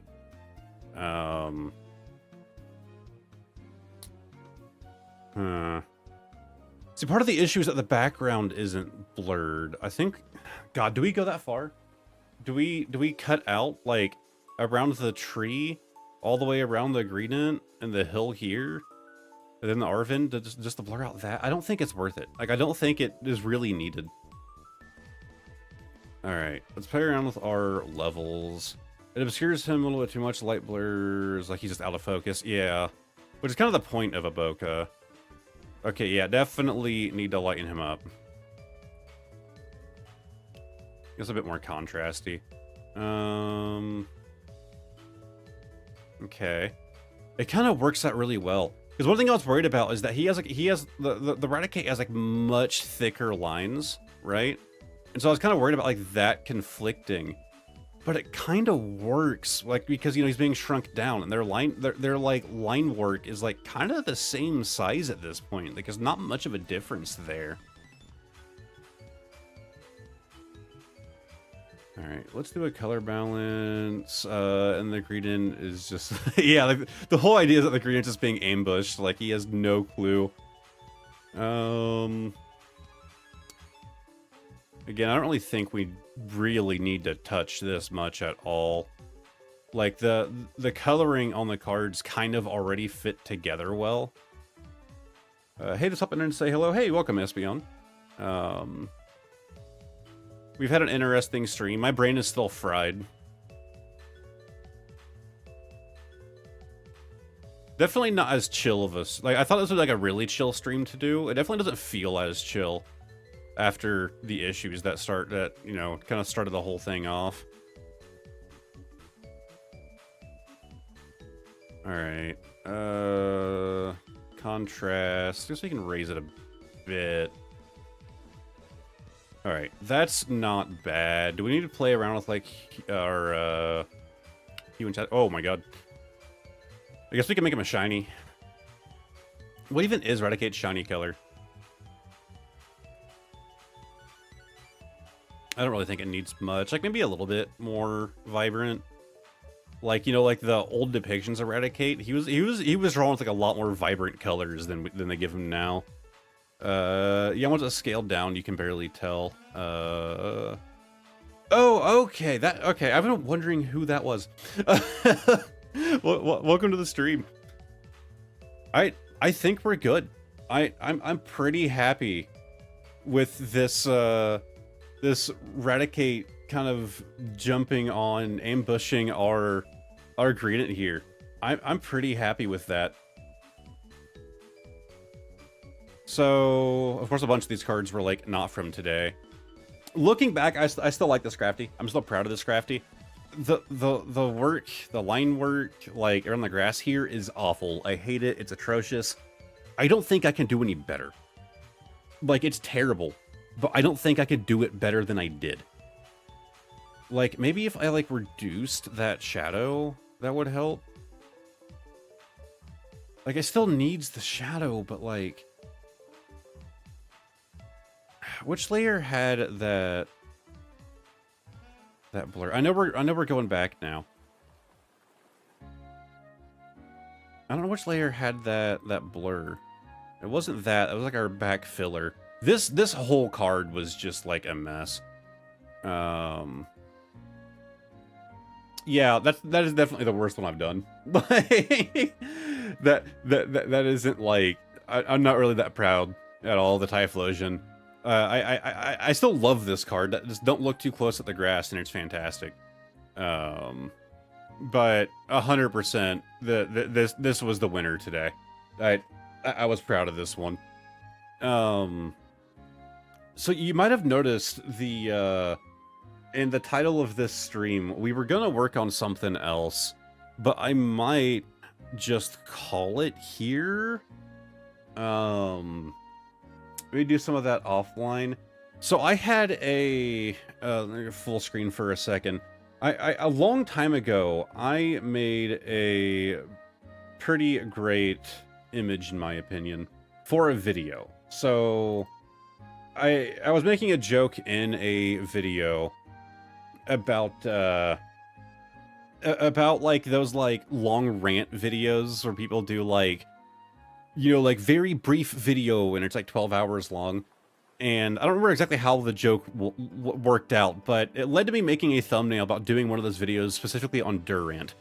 And I made this. Now, it's fake. This isn't an actual video. But Durant, the best Pokemon, an extremely brief 12-hour analysis. This is a parody of like a Star Wars one. I thought it would be funny to actually make the video.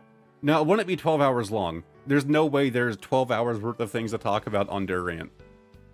But if I can make an actual interesting video, just diving in extremely far into a Pokemon that most people don't even really think about, right? I like the idea of doing a series on, like, Pokemon that people just don't talk about much, that don't, like, you know, they kind of, like, sit on the back lines, right? Because, like, it would also help me learn more about these Pokemon that I never think about. I would say, just have the grass behind the bomb, like he's running with his arm holding it. That's not a bad idea. I could try to re-edit it. Extremely brief. You should totally do this. Durant's a, no, I'm sure he's useful in some regards. Of course, I would want to remake this thumbnail. Because the thumbnail I didn't actually make like this. Like, I made it in this complete image here. That's why you can see, like, the corner here is a bit messed up. This was done, like, late last year. Like, the corner's a bit messed up. Like, it was for, like, literally, like, a 5-second joke in a video. I like that one, too. But I kind of want to actually make this video. So, the question is, do I in-stream here? Or do we start doing this research live? I know most people aren't going to care. But, like, I have to do the research for the video regardless if I'm going to make the video.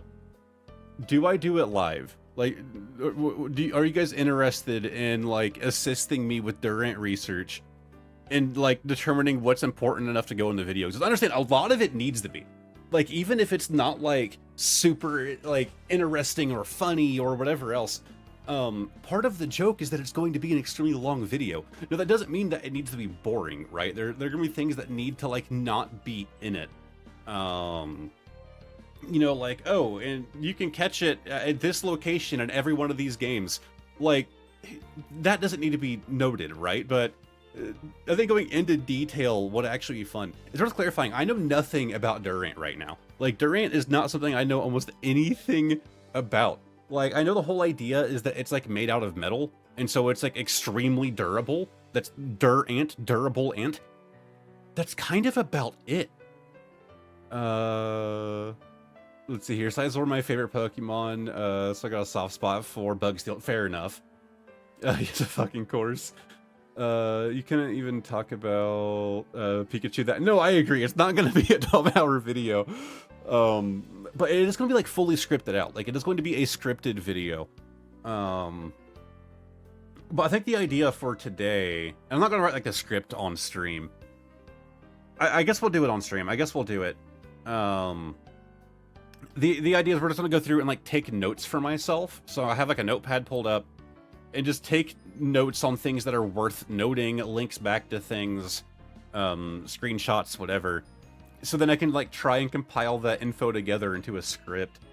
I rarely even do scripted videos. 90% of the time, if I do, like, a video that's, like, a bit more informative or whatever, it's a very loose script. Like, that video on Open That Pack that I did, very loose script. I had, like, bullet talking points in an order, but not, like, the things that I would say. Most, if not all of the dex entries are about how it gets eaten by Heatmore. Yeah, wasn't that a thing? Like, Heatmore only exists because it was... Heatmore was supposed to be like a normal type, right? So I guess I know more about Durant than I thought. Because, like, it was supposed to be like a normal type, but Durant evolved to not be eaten by Heatmore anymore. And that's how it became, like, durable, like, made out of metal. And so Durant evolved to, you know, like, become, like, this metal type, so the Heatmore's couldn't eat it anymore. So Heatmore evolved to be able to melt that metal. Neither either, but the funny Pokedex entry is Drampa Ultra Sun entry is if a child made friends with is bullied, Drampa will find the bully's house and burn it to the ground. Yeah, I knew about that. Yeah, Heatmore and Durant are the Zangoose Viper Gen 5. But it sounds like Durant is just losing, right? Like, it sounds like Durant is losing that fight. Like, yeah, you could say, like, it's Zangoose and Seviper, but to my knowledge, Zangoose and Seviper are, like, they're evolving to fight each other, but they're still in pretty equal, like, fighting, right? Durant had the advantage before Heatmore became a fire type, before it evolved to that fire. But now, like, Heatmore is just dominating the Durant again. Like, so the idea is that, like, in ancient history, Durant was, it was more, you know, like, Durant had the upper hand. So it went from Heatmore having the upper hand to Durant to Heatmore. I guess we're doing this. I need to get things, like, reset up for it, so give me just, like, 20, 30 seconds.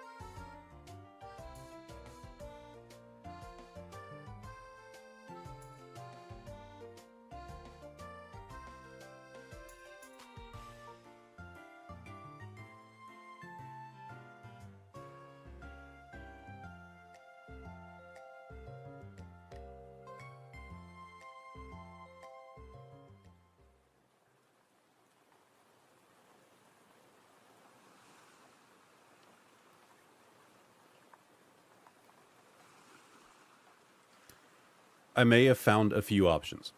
So, right side of the screen, I just have my notepad set up.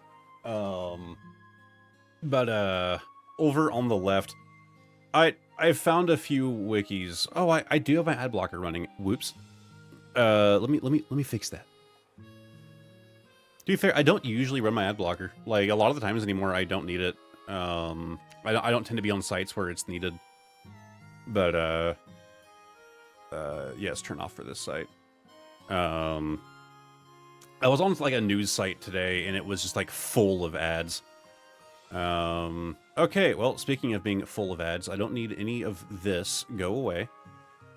All right, I guess we need to start learning about Heatmore. Obviously, Bug Steel, Gen 5. You know what, I actually won't even remember that. I'm gonna go ahead and just write down Gen 5. And a lot of this, like, I can, like, refer back to this wiki to kind of get my notes. 50-50 gender, Swarm and Hustle. So what? Oh, I cannot just hover over and see it. Okay, yeah, I can. So I don't need to pull those up. So Swarm is an ability introduced in Generation 3. It is an exclusive ability to... Okay, it doesn't actually tell you what it does. Okay, so I guess we have to actually click on it. So... Abilities, Swarm...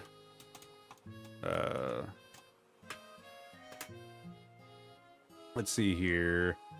Exclusive to the bug type. So, Swarm raises the Pokemon's bug type attacks on Pokemon HPs at 30% of its original, making it do 150% damage.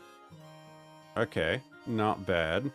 But then out of battle, the chance of finding wild Pokemon increases. So I guess I actually need to get, like, all of that. And bam. Then... So I guess it's kind of a good thing if you're, like, shiny hunting, right? So you kind of want Swarm, right? If you're doing, like, encounter method. So I guess Durant has more uses than I originally gave him credit for. But he also has Hustle. So, oh, the effect is different per generation. I guess we'll just start with, like, here on Gen 5. Okay, let me straight to Gen 5. Alright, so, okay, so that's just, okay, Gen 3 is the only exclusion. Trades accuracy for power, but it wasn't available then, so it doesn't apply to Durant. Boosts the attack stat, but lowers accuracy. And then, yeah, a lot of things learn it. We're kind of doing like the more boring Durant facts here, but I'm sure we'll get to some more interesting things. All right, we can kill those. Don't need those anymore. Iron Ant Pokemon. Bam. Yeah, take that as well. Because the hope is that I can just use this notepad for most of like my script writing. All right. Its name in Japanese is Iento. Just a weird way of saying ant. Alright, Durant is a six-legged insect-like Pokemon that resembles an ant, I would assume. Its body is made of, oh, so I got distracted. Shiny gray metal, and has sharp pincers on its mouth, long gray antennae. Yeah, so it's literally just a complete description. Behavior. Durant lives in large colonies similar to real-life ants. They are outfitted with metallic armor that helps protect them from heat more. But I thought the idea is that, like, it helped protect them from heat more before heat more, like, became a fire type. One of their natural predators. Durant also has large mandibles that are used as weapons to help fight against heat more. Their eggs are the main food source for sand. Oh! So they also have a beef with Sandaconda. That's interesting. Huh. Again, for my notes, and no, I'm not gonna be like reading this like straight out in the. Okay, I did it kind of long. Fine though. I'm not gonna be like reading it straight out in the video, like it. Just for researching later. Durant does not evolve. Okay, so it's really, has it not been in any games since Omega Ruby Alpha Sapphire? No, okay, it's up to Sword and Shield. So, Black and White were they first introduced. They attack in groups, covering themselves in steel armor to protect themselves from heat more. Durant digs nests in mountains. They build their complicated, interconnected tunnels and mazes. Then moving on to Black 2 and White 2, individuals each play different roles in driving heat more. Their natural predator, okay, away from their colony. So same description in both games. XY. Starts off the same at X. With Y, they attack in groups, covering themselves in steel armor, protect themselves from heat more. God, I feel like they, yeah, I think its descriptions talk about heat more than heat more's own description probably does. Individuals each play their own role. Okay, that's the same in Omega Ruby, same in Alpha Sapphire. Sword and Shield. They lay their eggs deep inside their nests. When attacked by heat more, they regulate using their massive mandibles. So Shield is the only one that mentions their beef with Sandaconda. With their large mandibles, these Pokemon can crunch their way through rock. They work together to protect their eggs from Sandaconda. So they have two... Yeah, it's weak to both ground and fire. It's kind of nature's punching bag, and that's funny. Becca, I'm gonna straight up just copy your entire comment in my notes.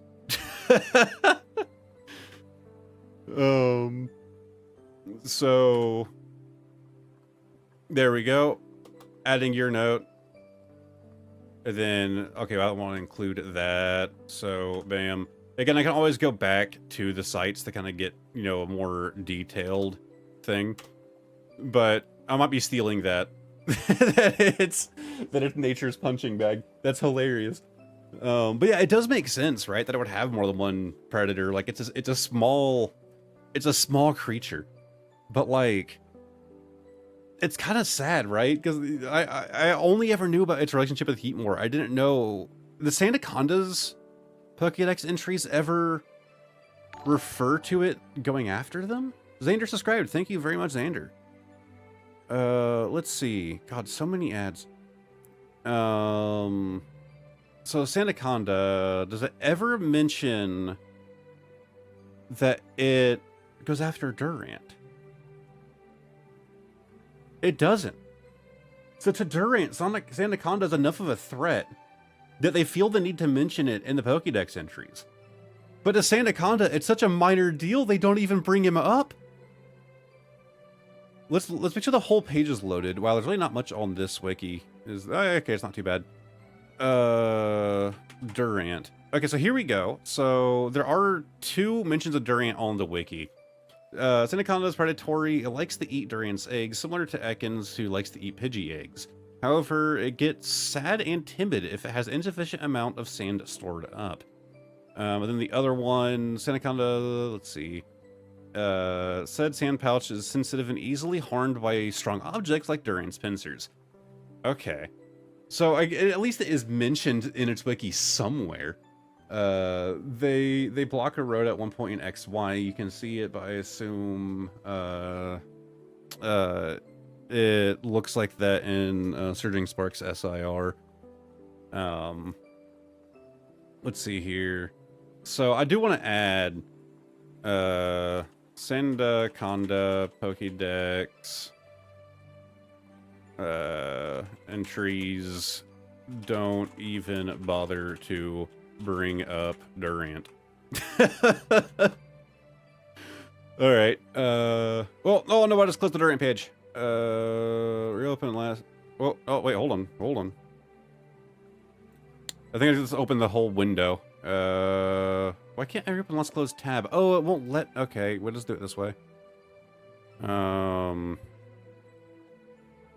Okay, it's weird that it didn't actually like open it. Oh, I just broke my setup here. All right, we are back. So where were we at? Okay, so you went through those, stat spread. So total is 484. It's not bad, is it? It's not bad. So things like this, I'll just have to refer back to the wiki for. But I'm interested in like the more niche facts, right? So we have like, you know, the abilities it learns as it levels up. Metal sound not until 66. Is that every... Okay, it gets much earlier in, you know, its newest generation, 56. It's a lot more reasonable. So of course, TM moves, breeding, neat. Let's see, tutoring, sprite. Say we do have its shiny sprite here and back sprites. So we do have 2 more pages to go to for its features in the anime. Trivia. Durant's hidden ability is Traunt, which is ironic because in real life, ants are hard workers and almost never take breaks. However, this may be a play on words as Traunt contains the word ant at the end.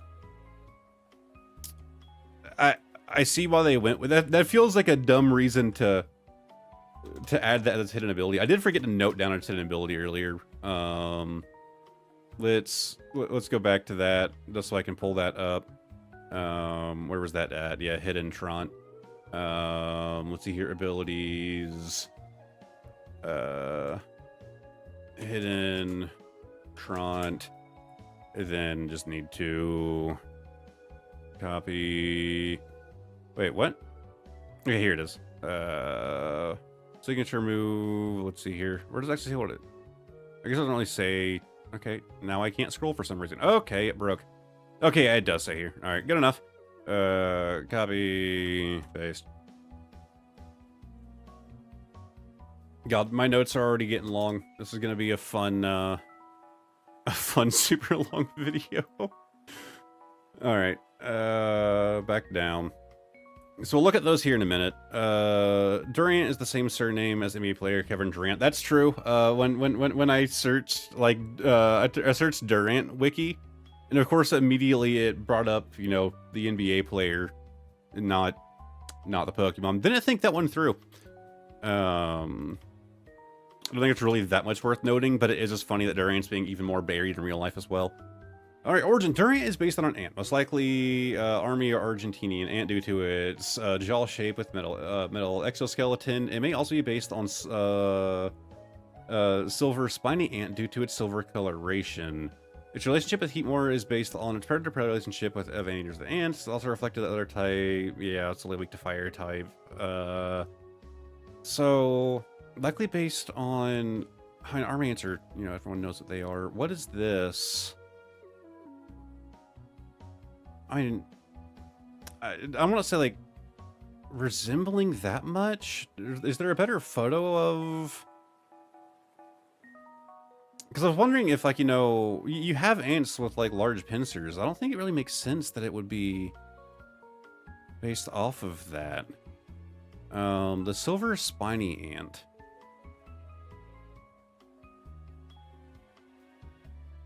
I mean, that would make a lot of sense because of the coloring, right? I feel like just for coloring alone, that had to have been the inspiration. Like, it had to have been. Again, they never actually really tell us what the origin is.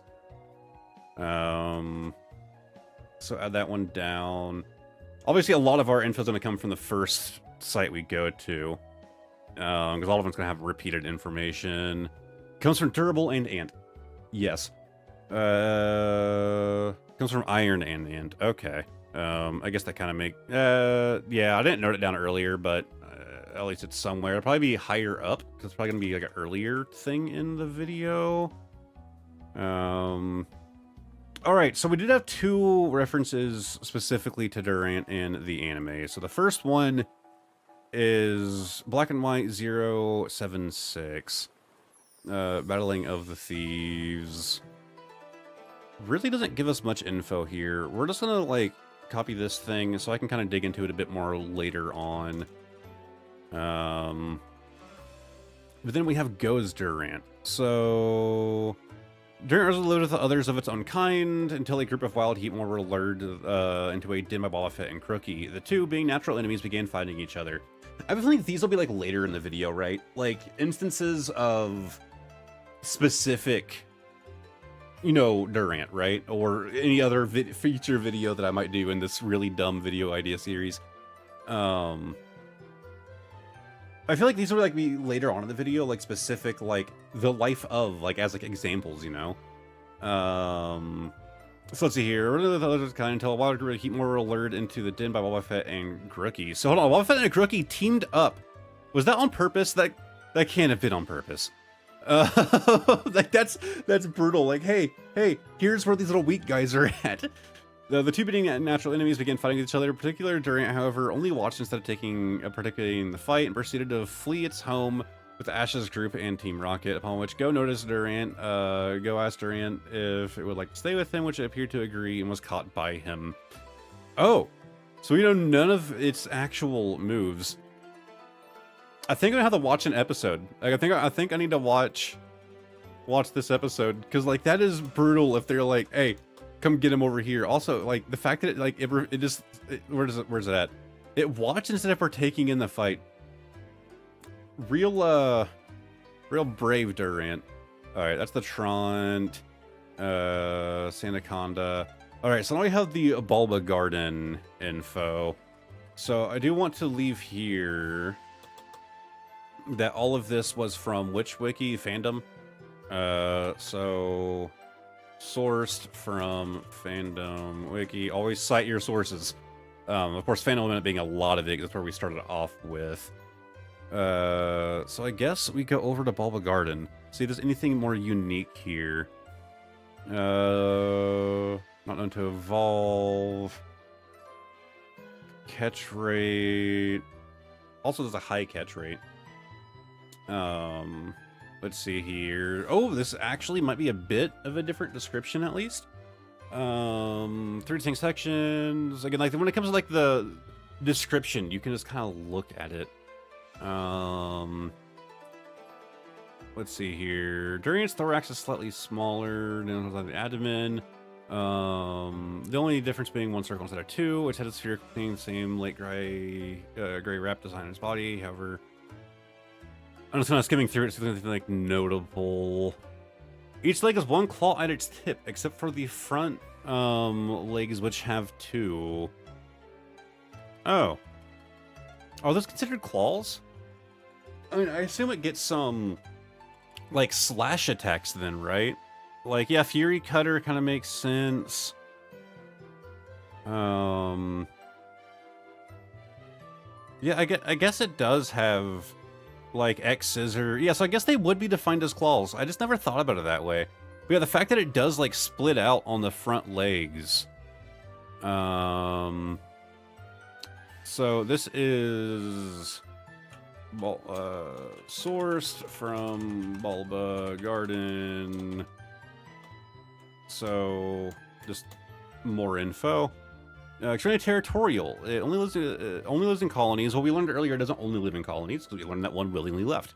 And digs mazes underground, designed to be as complicated as possible. It grows steel armor, protect itself from natural heat more when they are under attack. Durants gather in groups attack as a whole to keep heat more away.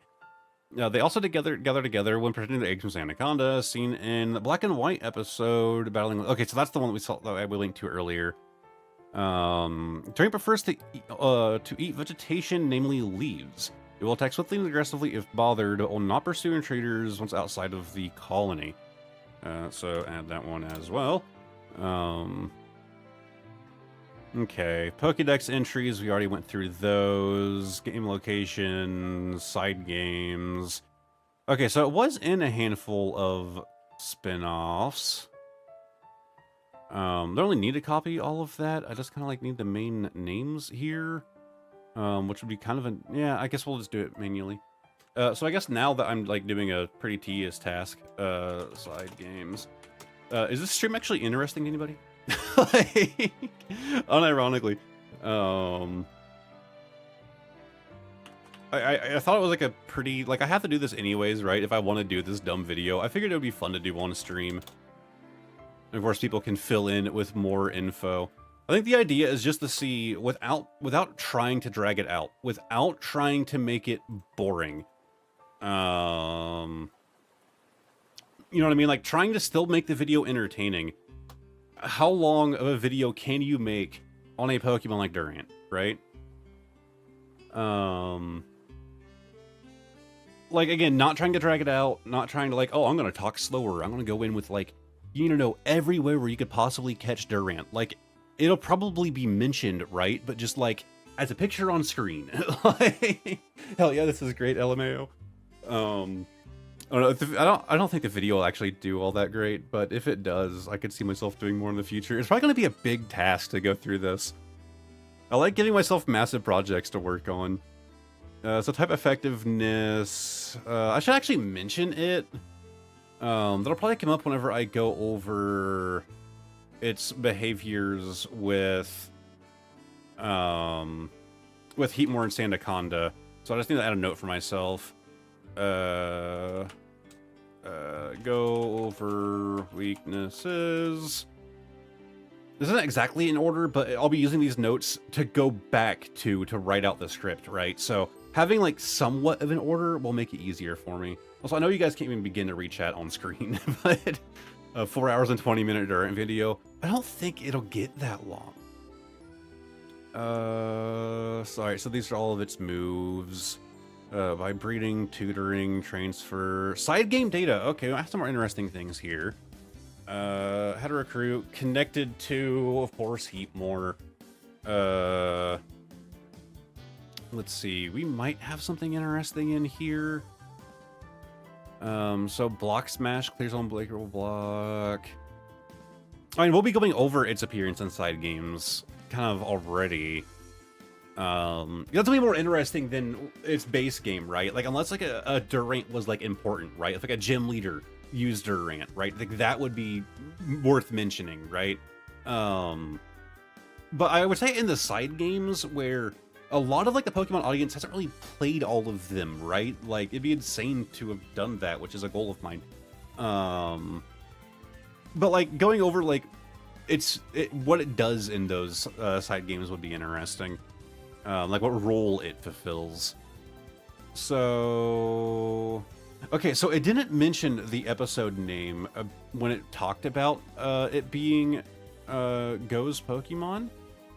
So we're gonna link that right there underneath it. Let's see here. They kidnap Iris's Axie while gathering food. Again, I'll be going over that I'm probably gonna have to actually like, watch those episodes to be able to write out this video.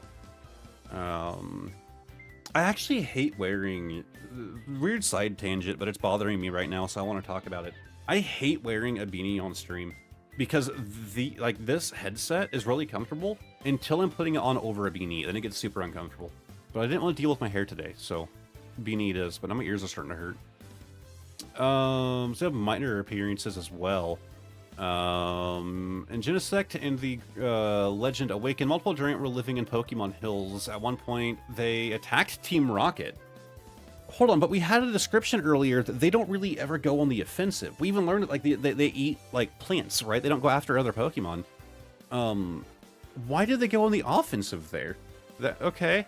In Sword and Shield, from here to Eternatus, Selena subordinate used Durant to confront Sonia, only for it to be confronted by Rahan's Duraludon, which easily defeated in the following episode.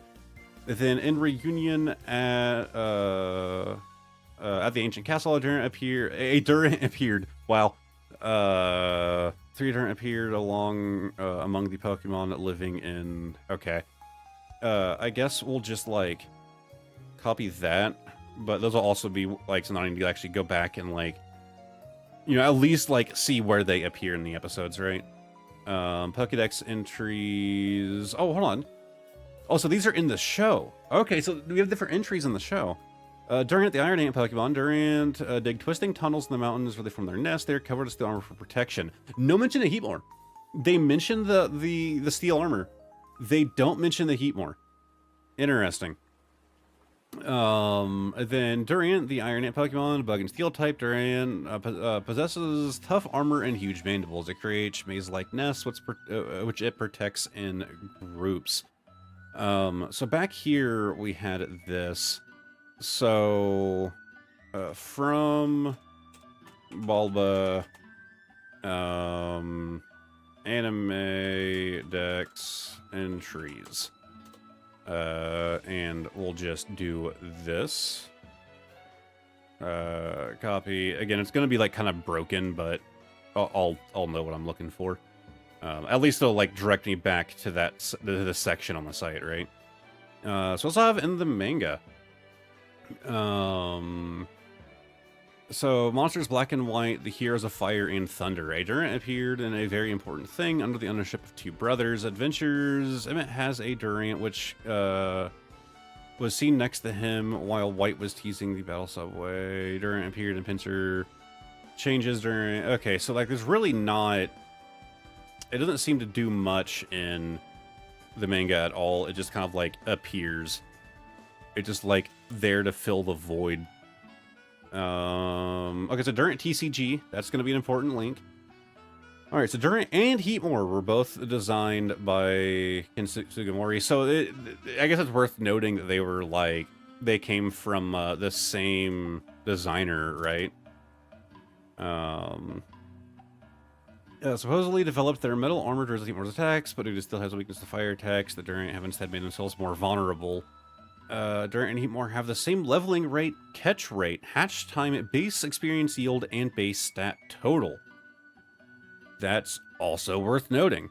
So I guess, you know, the biggest disadvantage still just comes from the typing. Like, Heatmore doesn't have anything, like, crazy on it stat-wise. Durant is the only Steel-type Pokemon with an insectoid body. Okay, I mean, Scizor is... Am I crazy? Like, is this not defined as an insectoid body? Durant's based on an ant. Whoa. Did not know that. It's specifically based on a trapjaw ant for... Okay, so this site is citing different ants that it could be based on. So the Saharan silver ant and trapjaw ant. I'm starting to think it wasn't based on a specific ant. I think it was just based on an ant. Might have been chosen to be weak to its rival's type. Hidden ability Tron. Maybe a reference specific research showing that some ants are lazy, while its second standard ability and hustle may reference to hardworking ants. Is that a thing? Are there ants that are known to just not like do their job? Name origin. Durant may be a combination of durable or durus, Latin for hard, and. I assume durable comes from the Latin word durus, right? I guess it's worth noting so I can look into that later on when I'm writing the script out. But I assume that that was just kind of coincidence. In other languages, okay, so we actually have its name here in different languages, so also just worth picking up. Bam. Oh, that's really broken. But again, it mostly serves as a reminder to come back here to go to that section. Cool. Okay, so we are past at least the main page from Ballpedia. Okay, yeah, we already copied that one. So during in the TCG, so we should have, I think, on this site. Oh no, it doesn't. Do we need to look at every Durant card? I mean, it could be worthwhile for the flavor text, right? All right, you know what? Let's start opening Durant cards. Time to open a bunch of tabs and crash my stream for the 4th time. Only one Durant EX. That's interesting. All right. Attacks in groups, covering themselves in steel armor to protect themselves from heat more. Is the flavor text, like, am I crazy? The flavor text on most Pokemon cards just, like, most of the time, like, copied and pasted from the game's dex entries. Is there just, like, a text in group? Okay, so yeah, it does show us it here. Okay, so we're just looking at the cards on screen for fun. I'm gonna have to actually go through these, like, in a different section later. There's no point in really noting these down here. Yeah, same dex entry we've seen before. Yeah, dex entry comes from Pokemon White. Oh, the Pokemon League of Unova is featured in the artwork here. This is just like so we can look at some pretty images for a minute to get a break from the nerd talk of studying it. So Plasma Storm expansion has the Team Plasma logo down there, which is like a type of card that I oddly like kind of collect. Maybe should I do that for the video? Should I pick up some Durant cards so I can like I don't think I'll be buying every Durant card, but I could probably like pick up some notable ones. I don't think it's a bad idea. Driving my heat more natural petter from the colony. So yeah, also taken them from Pokemon Black. Null is an attack that first appeared on Pikachu in base set. Super good to know. Really needed that info. Okay, so we have another one from Plasma Storm. Entry from Black 2 and White 2. The Plasma Frigate is featured in the illustration. Everyone's exciting at Battle 39.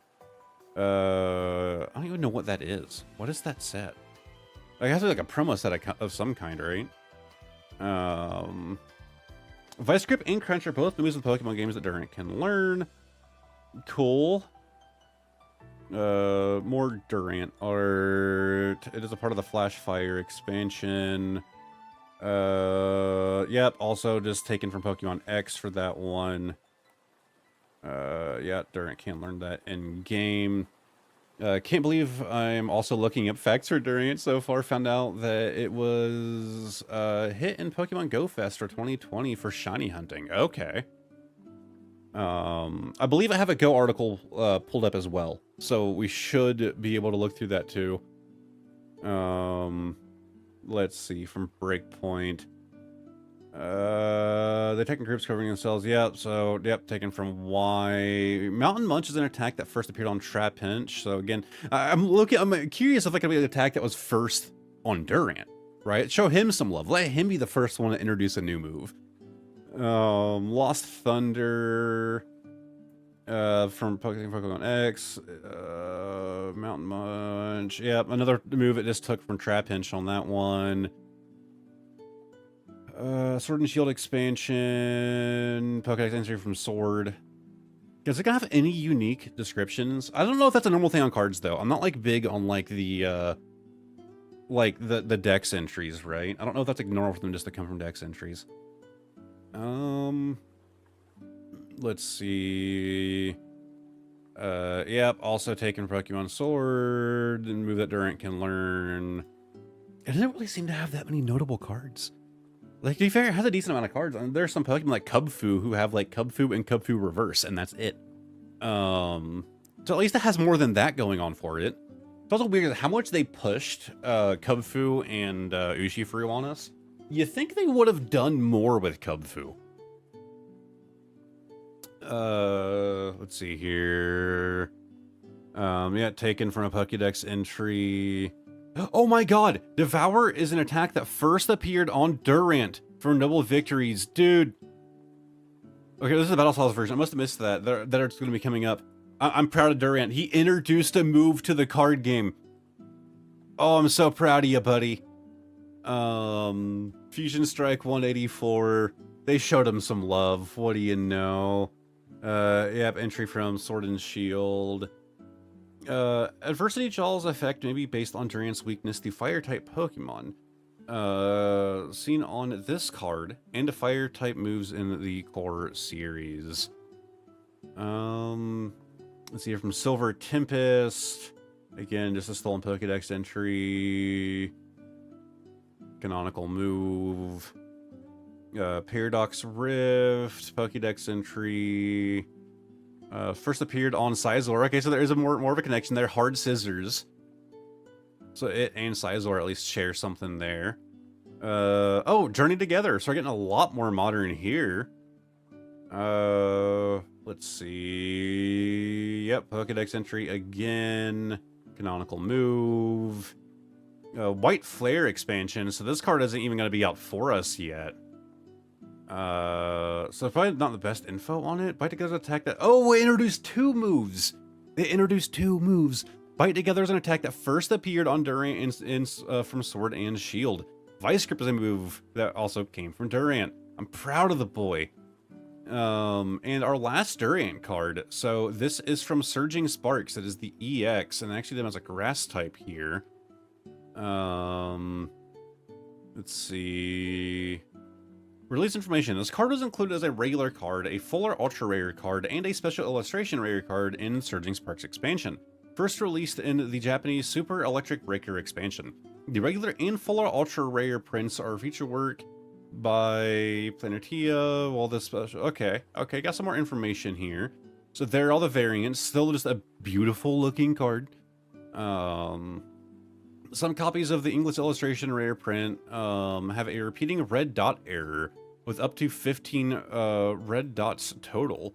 A few copies of the English illustration rare have a repeating red dot error with white doodle. Huh. Interesting. So there are error versions of that card. That's at least interesting to know. All right, we got through the TCG. Just a fun little break there. Again, I'm going to have to go through that more myself later, so let's copy that link. Look for anything else that's worth noting down. I need that to be in its own notepad when we get to the TCG section of the video. I turned my ad blocker off. I swear Oh, it was okay. So we're on the Nintendo fandom. Interesting. I wonder if that's really going to be any different than what we already went through on the other fandom.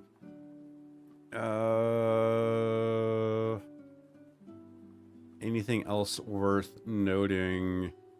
I guess it and Heatmore being side by side on the Pokédex is at least slightly interesting. Oh boy. Another description. One circle instead of two. This seems to be copied and pasted from either Wikipedia or the other one. Heatmore, then under attack. Heatmore away. Kinda. Yeah, okay. So we're looking at the same description here. Wow. They don't even show its appearances in the game's spin-offs or anime on this wiki. This one sucks. So we have Pokédex entries, locations, base stats, moveset, sprites, with most of them being missing. Trivia. Durant is the only still Pokemon that's activated body. Yeah. Wow. Literally no info from the Nintendo fandom. Okay. Well, don't even need that one at all. Yes, I even pulled up just straight up Wikipedia. I'm sorry if you guys are watching this in bed or something and now I'm blinding you with a purely white screen. Oh, Durant may refer to, Durant, surname, fictional characters. Yes, that's the one that we want. Oh. Oh, it just takes us to here. Oh, there's not like a special one for it. Oh, it takes us to the Pokemon one, which I already have pulled up here. Okay, that's lame. So we do have Pokemon Go here. So I guess we can see anything notable here. We have like max CP stat. Overall, this'll be at the very least important. Sourced from, post that link, go down a few lines. Okay. I am curious if it has any moves in Go that aren't canonical to the main games. So I'll call the relationship between Heatmore and Durant a rivalry, but let's be totally honest here. It's an ant and an anteater. You do the math. That is hilarious. Durant is basically a weaker Scizor. It has no genuine utility in the PvE meta, and just can't make a dent regardless of what it does. Good God, the Pokemon Go Game Press site, the Pokemon Go Wiki Game Press, is brutal here. It's definitely got a cool design, and its regional status gives it genuine value, but that's pretty much all that can be said about this poor, unfortunate insect. Dude, you didn't have to go so hard. I am copying this for my notes, though, because that is hilarious. That is so brutal. Oh my god. Bug Bite should be paired with X-Scissor, but Heatmore resists this moveset. Metal Claw goes with Iron Head, but Heatmore resists this too. Oh no! Stone Edge has the least utility on Durant, but it does keep away that nasty Heatmore. I'm gonna add a note here, or I said source from parentheses. I know you guys can't even see it. This is a gold mine. I can't wait to get to the Go section now.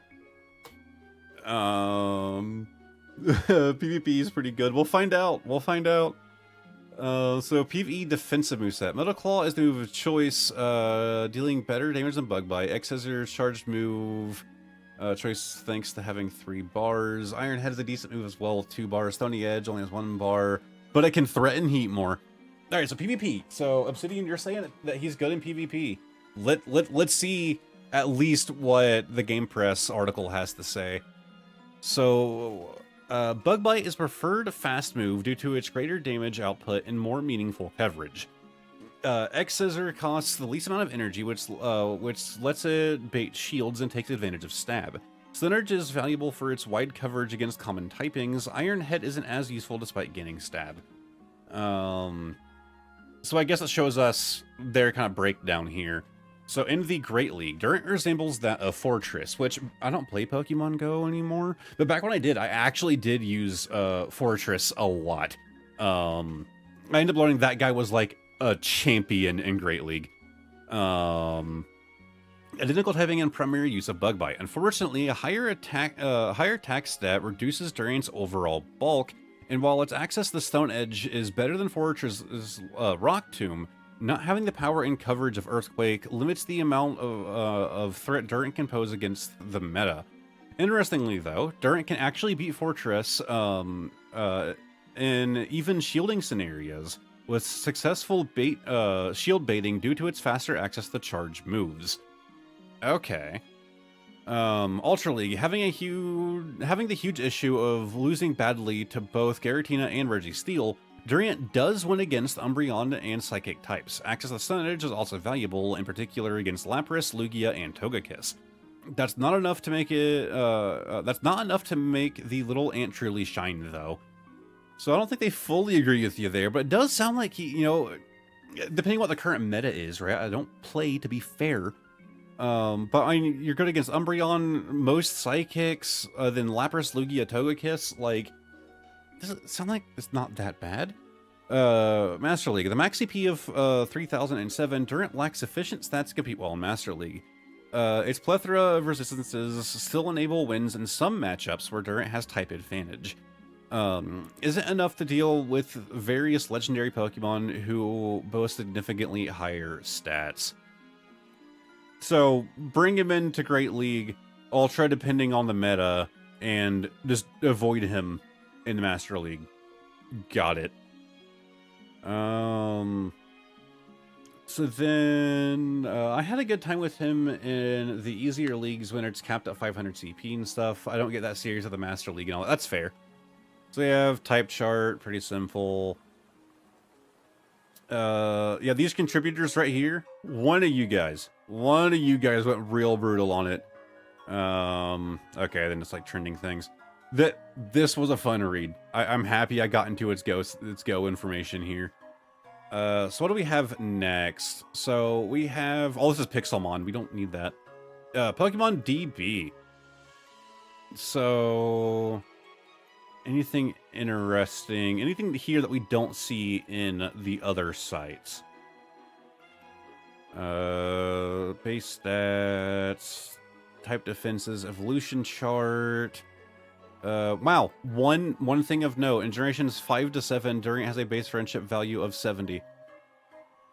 So does that mean that, like, in generations after that, 'cause it was released in generation 5.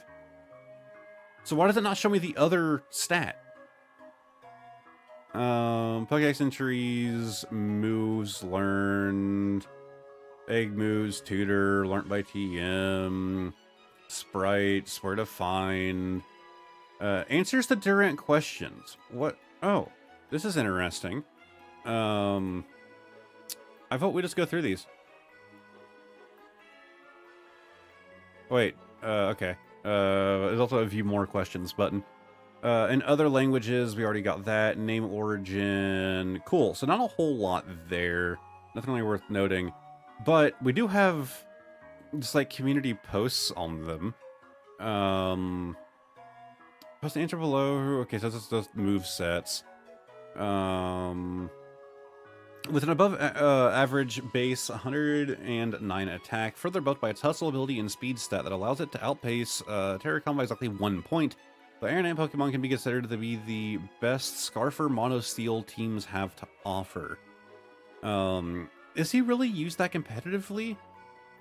Jolly Nature, Iron Head, Rock Slide, or Stone Edge, Superpower, Baton Pass. Perhaps one of the most underrated Pokemon in the Monotype sub-metagame. Durant's combination of physical might, oddly high speed, sufficient coverage moves, and Baton Pass make the Iron Ant Pokemon Mono Steel's primary Scarfer, outclassing its competition in Lucario in terms of speed and Jirachi in terms of power.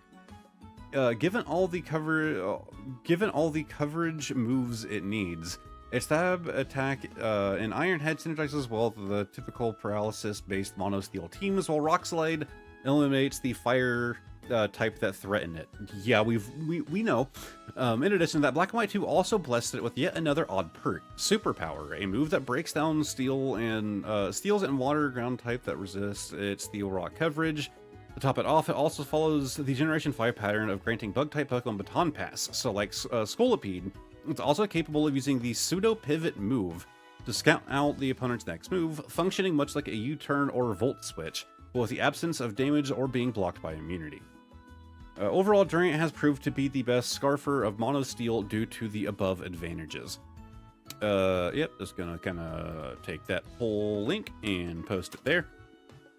Seems like it's not that bad. Like, it'd be pretty useful there. So how can Trant be helpful? Slacking with Trant is useless, but on the other hand, a Durant with Trant can be very helpful because he can learn entertainment, making the opposing Pokemon get Trant. It can be a good sweep breaker if you give Durant a choice scarf, plus if you make the opposing Pokemon with Trant unable to escape. Maybe with a Dugtrio or something. You can set up for a good sweep, alternating protect and stat booster. The page of the move says that it does not work on Pokemon with the abilities Trant, Multitype, or Zen mode. That means you can't use the move with a Pokemon like that, but you can use your own Trant to pass it. So it is interesting, right? Because slacking is kind of like the Pokemon that's well known for having Trant, right? But assuming, you know, going along with this person, I've never seen like an upside 2 Trant on Slacking. It's interesting that it's seen as like Slacking's like thing and not Durant's, but Durant can actually make use of it. Wow, this is a poster from 2011. Well, poster from 2011, thank you. That will likely also be going in the script. So is Durant actually mentioned here? Doesn't seem like it. It is tagged Durant because the shiny Pokemon I found was a Durant. Okay. What move did the Durant use? What? Oh, is this like from? Yeah. What? Do you mean the? Okay. Well, image is broken. Okay. Crunch or a different type move for my Durant. Okay, not really necessary. From our RU team. Didn't Durant have a sturdy ability before? 4 years ago, I had a Durant with the ability sturdy, but it was only in Pokemon Black. Don't know for sure, but yeah, did it have sturdy before? No. Listen. Okay. You think it would have sturdy though? Like its whole thing is that it's a durable ant. You think sturdy would just kind of make sense? Let's see here. So you can still use entertainment to screw your opponent. Somebody else trying to do like the same move here. Yes, it would work. Durant's Trant can be used, has been used this way before. Yeah. Is this hacked Durant egg dangerous? What? Hacked eggs are weird like that. You're like doing something worse. Okay. All right, and then these are just like, I don't know that anything here is actually like worth looking into. Oh, why didn't, so does that not work? The moves Worry Seed, Entertainment, and Sibyl Beam do not work on Pokemon with Trant. Game Freak most likely made it that way so that Slacking wouldn't be able to get another ability and thus being quite ridiculously overpowered. People are saying that it works. People are saying it doesn't work. I'm gonna link back to this, and maybe I'm gonna have to go get me a Durant with Trant and just do it myself. Because people can't seem to agree if you can use entertainment to pass off Trant. Crunch or a different move for my Durant. I said Durant so many times in the stream. It doesn't sound the same anymore. I gotta say, looking through like actual like posts is interesting. Like get some more meta info, I guess. All right, so our next one is actually Neoseeker. Neoseeker is still around. Also, my name is in it, so that's funny. I didn't know Neoseeker was still a thing. Yeah, we've seen this here. Let's see. Anything that is stand out. Hustle. Third ability. Wait, a third ability is available to Durant from the Dream. Okay, Tron ability. Durant doesn't evolve. Bug a group. Oh, number of steps to hatch. Let's see. Wow, a much shorter description here than all of the other sites that we've been on. Durant resembles an ant that is covered in a metallic hide. This hide is a natural defense mechanism to defend against predators. Kind of all you need. A lot of those are like way too wordy. Gender differences. Doesn't have any differences between male and female. Durant can be captured at those places. Spin-off games. I feel like this is just like not updated. Like we're missing a lot of info the other sites had. Yeah, trading card game. Durant is listed as an uncommon card in all victory set. Was that the only Durant card out at the time that this was made on Neoseeker? Again, wondering why this site is still around. Has made an appearance in movies. Is unknown as of time of writing. Maybe an older post to like make this at least interesting. We were kind of going through older posts already. Area location. Yeah, they only have info on Black and White and Black and White 2. Oh, they have XY Mega Ruby Alpha Sapphire, so there are some newer things in here. But this site does just seem kinda useless. Shocker. Neoseeker in 2025 is useless. Reddit post for Durant, curious how much of a dumpster fire it is. So I obviously Reddit is like a great place to go to source a lot of information. Even though the users of Reddit are kind of insane. But because of some of that insanity, I don't think browsing Reddit without pre-looking at things on stream is a good idea. So I don't plan on doing that on stream. But yes, I will be looking on Reddit for posts about Durant, see if I can find anything else interesting. Make Durant great again needs to be, make Durant great again. He needs an evolution. That'd be interesting. Oh, what if he had like a regional evolution, right? Kind of like, you know, like Larry and Mr. Rhyme. He has like a regional evolution where Durant is actually dominating heat more in that region, right? Super true. Reddit is rough. It's the same thing with Twitter. I'm not going on Twitter on stream either. But that would be an interesting idea, right? Like a Durant in another region there, it doesn't have the type advantage loss. Like an evolution of Durant, where it doesn't have the type advantage loss against heat more. And it's actually like the dominant one there. Okay. Basic info. Weird that this site, this is just Pokemon.com, by the way. It's the official, this site. This is the official Durant post here. It doesn't mention his hidden ability on the official site. Oh, they actually have all of the Durant cards here, though. Really not too many. Oh, it doesn't have the Japanese ones. It probably won't have like some of the promos and stuff. Yeah, the Pokemon site does kind of suck for info. Tell you what, I'm gonna pull up this screen. I'm still gonna be here though, and see if I can't find any other sites that are worth looking into. So, okay, so that was the last link that I had pulled up. I could probably go ahead and kill all of the current links. And Pokemon Vortex Wiki. I'm guessing that's like a fan-made game. Pixelmon. Oh, there's a wiki specifically for Omega Ruby Alpha Sapphire. I guess I can just like do this for now. Oh, amino apps. Interesting. Looking for sites that are like official, right? But I'm thinking we kind of found what we need to find.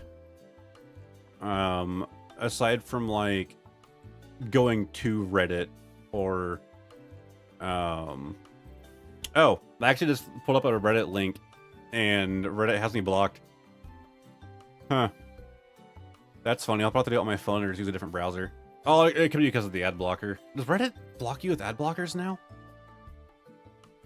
Pokemon Central Wiki. Oh, there's another Reddit post I would like to pull up on stream. Durant is a dumb bug. The Durant are weak to Heatmore, yes, but they're only weak to Heatmore. I think there are other fire type Pokemon out there, guy. That's all I can read because it won't let me load it on this browser.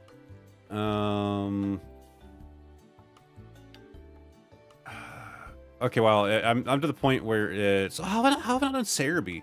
How did I not do Cerebi? Okay, well, we found some pages. Let me make sure none of these are going to be, like, a bad thing to show on the stream, because you never know. Okay, so back to here. Wow, that is a lot of white. So this is the ORAS wiki. Unattainable in-game trade required. So this is just going to be info from Omega Ruby. Moveset, egg moves. Yeah, so not much there. So we also have the amino apps for our Durant. Wow, this... Can I not get rid of... Okay, I can accept the cookies to get rid of that, but that won't go away. That's annoying. I want to like zoom in so it's easier for you guys to actually see. I doubt there's much here to really say, though. Most Pokemon players will see Durant and not put it on their team or even waste their time with catching it. Oh my god. It's pretty overlooked by a good number of players, most likely due in part to its 4x weakness to fire types, also probably due to a more popular bug steel type that is Scizor. But what most players don't realize is that if you take the time to look at Durant on a competitive and semi-skill based level, you're going to realize that even with its an insane fire weakness, it isn't as bad as people think. So this is basically just a combat breakdown. Yeah, unfavorable matchups. I wonder if Heatmore's mentioned there. So let's see here. I'm going to actually go through this later, but in conclusion, Durant is the overlooked, highly flammable Iron Ant Pokemon. Can prove to be a pretty efficient killer if built correctly. Of course, that can be said of all Pokemon to a certain extent, so what makes Durant so special? On a realistic standpoint, what makes Durant special is the fact that it can effectively make use of an ability that, while in a normal form, can prove to be problematic at times, but if used in Dynamax can prove to be a big asset to your team. Okay, and there's one comment saying Durant is best. Has anybody watching stream right now, have you used amino apps? Like, I know that they're a thing. Like, the idea is that they build up their own communities for each, like, community. So, like, Pokemon being one of them. It always just seems super clunky to me. Like, I never got it. I never understood the whole amino app thing. So here we have Smogon.com. Can't say I've even heard of it before. On paper, Durant appears to have all the tools to make it a formidable wall breaker with good speed and attack, access to Hustle and Home Claws to boost attack and make up for accuracy issues from Hustle. Additionally, good coverage combined with a good offensive typing theoretically let it threaten common defensive archetypes. However, Durant's bad defensive stat and good but not great speed tier leave it vulnerable to faster threats like Mega Manectric and common choice scarf users like Togekiss. It's unable to perform tasks typically assigned to steel types, such as being able to pivot into resisted attacks from prominent threats like Celebi. These factors, combined with the massive accuracy issues arising from Hustle while being unboosted, leave it outclassed by more... You know, I actually thinking as I was like going through that, we're seeing a lot. We saw like strats for Pokemon Go. We're seeing a lot of strats for the games. No mention of Durant being prominent in the TCG. Has there ever been a meta deck to run Durant? Like, even not as like a super favored, right? Like, not like, maybe not Durant EX specifically, but like even as like in the deck and won like a notable tournament, right? I don't know.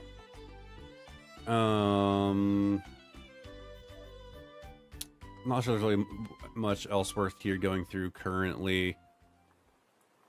But I believe we are just about done with Durant. Let's just go through Cerebi, which is weird that when I searched for, like, you know, Durant wikis, Cerebi didn't pull up. I feel like Cerebi's just getting suppressed. Hold on. Why is Cerebi saying the gender ratio is 50.2 to 49.8? Every other site we looked at said it was 50-50. Does Pokemon even go that deep?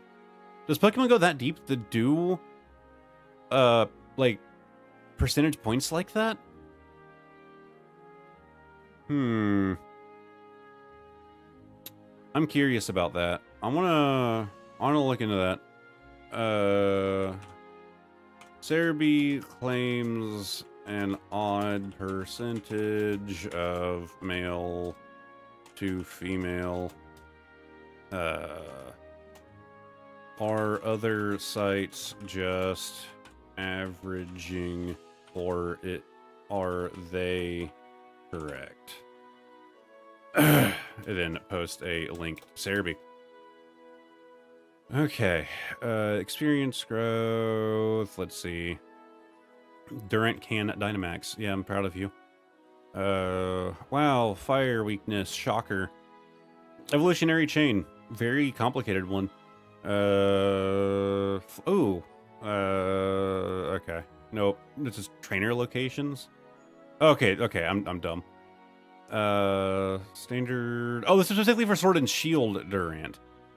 So do they have just like an overall page for it? Because we're just looking at the Sword and Shield page. Durant. Sword and Shield, XY, Sun and Moon, Pokemon Go, card decks, XY, Sword and Shield, POTW, Sword and Shield, Rumble Rush. I do think that this will be useful to reference back to later when trying to get more, like, info, but I don't think it's, like, a big worry. Mostly if I just need like clarifications on things, this could be a good resource for that. But the fact that they have it split up by like game and generation is a little annoying. If you're just trying to get like a one page fits all. But I guess it allows me to kind of dig in more. Bulbapedia is more general in that regard. Yeah, like that's a good thing, right? That's kind of what I would want. Like Cerebi, in my opinion, if they don't, again, there's more pages here. If they don't have a general page for Durant, then that's kind of dumb. Like, not just for Durant, like, specifically for Durant. But, like, they should have it for, like, everything, right? Like, a general page for every individual Pokemon, and then have breakdowns per game. But at the very least, you know, I can use all of my other sources, and then come here if I need more specialized information. So definitely going to be useful for that. But I believe we have explored our Durant information for the day. So it's not going to be a super priority of mine to get this Durant video done, but it is definitely something I'm going to be working on. And obviously, it's not going to be, again, it's not going to be a 12-hour video. I hope that I can at least make it entertaining, at the very least, and see how long of a video you can make while still trying to be entertaining, covering just a single, honestly neglected Pokemon. Clarification for anybody watching the stream, Durant's not a favorite Pokemon of mine at all. This dig through him kind of makes me like him more. Like, I'm just doing it because of this meme. Like, this happened in a video, and just a 12-hour video signed me in. Yeah, if you were here earlier, I did this as like a joke in another video. I made this image. This isn't real. But I kind of want to make it real. Again, it's not going to be 12 hours.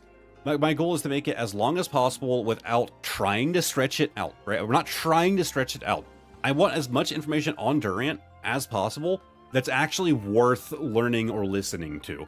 And to see like how long a video ends up being. It's such a dumb idea. So I guess look forward to it. Again, I'm going to try and recreate this thumbnail, because again, this is like a bit broken, right? It won't really work this way. And it'll probably end up being a while. It'll probably be like a couple months till you end up seeing that. But I don't know, we'll see. I'll probably give updates in the Discord. So if you will like want like updates on how the Durant video is going, like how far am I in this script and yada yada, then I guess you can just ask me there. But I guess we're gonna end stream. First half I was a bit flustered. I apologize for that. Stream dying on me 3 times was a bit annoying.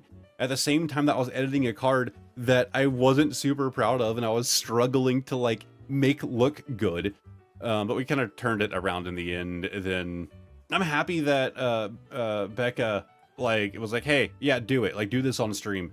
Because I was tempted to just end stream there, and I'm happy that she did that, because now I'm ending stream like in a much better headspace. Not that it was like super negative at the start, but I was definitely feeling a bit flustered, so that this was a better way to end it. Again, not super long, about 3 hours, probably closer to 3.5 with stream crashing multiple times. But I hope you guys enjoyed the stream, and hopefully I'll see you guys in the next one or in the next video. Today's actually Saturday, so I will have a video going up tomorrow morning. Thank you guys for watching, and I still don't have a good ending soon screen, but I do still have this ready to go. Thank you guys for watching.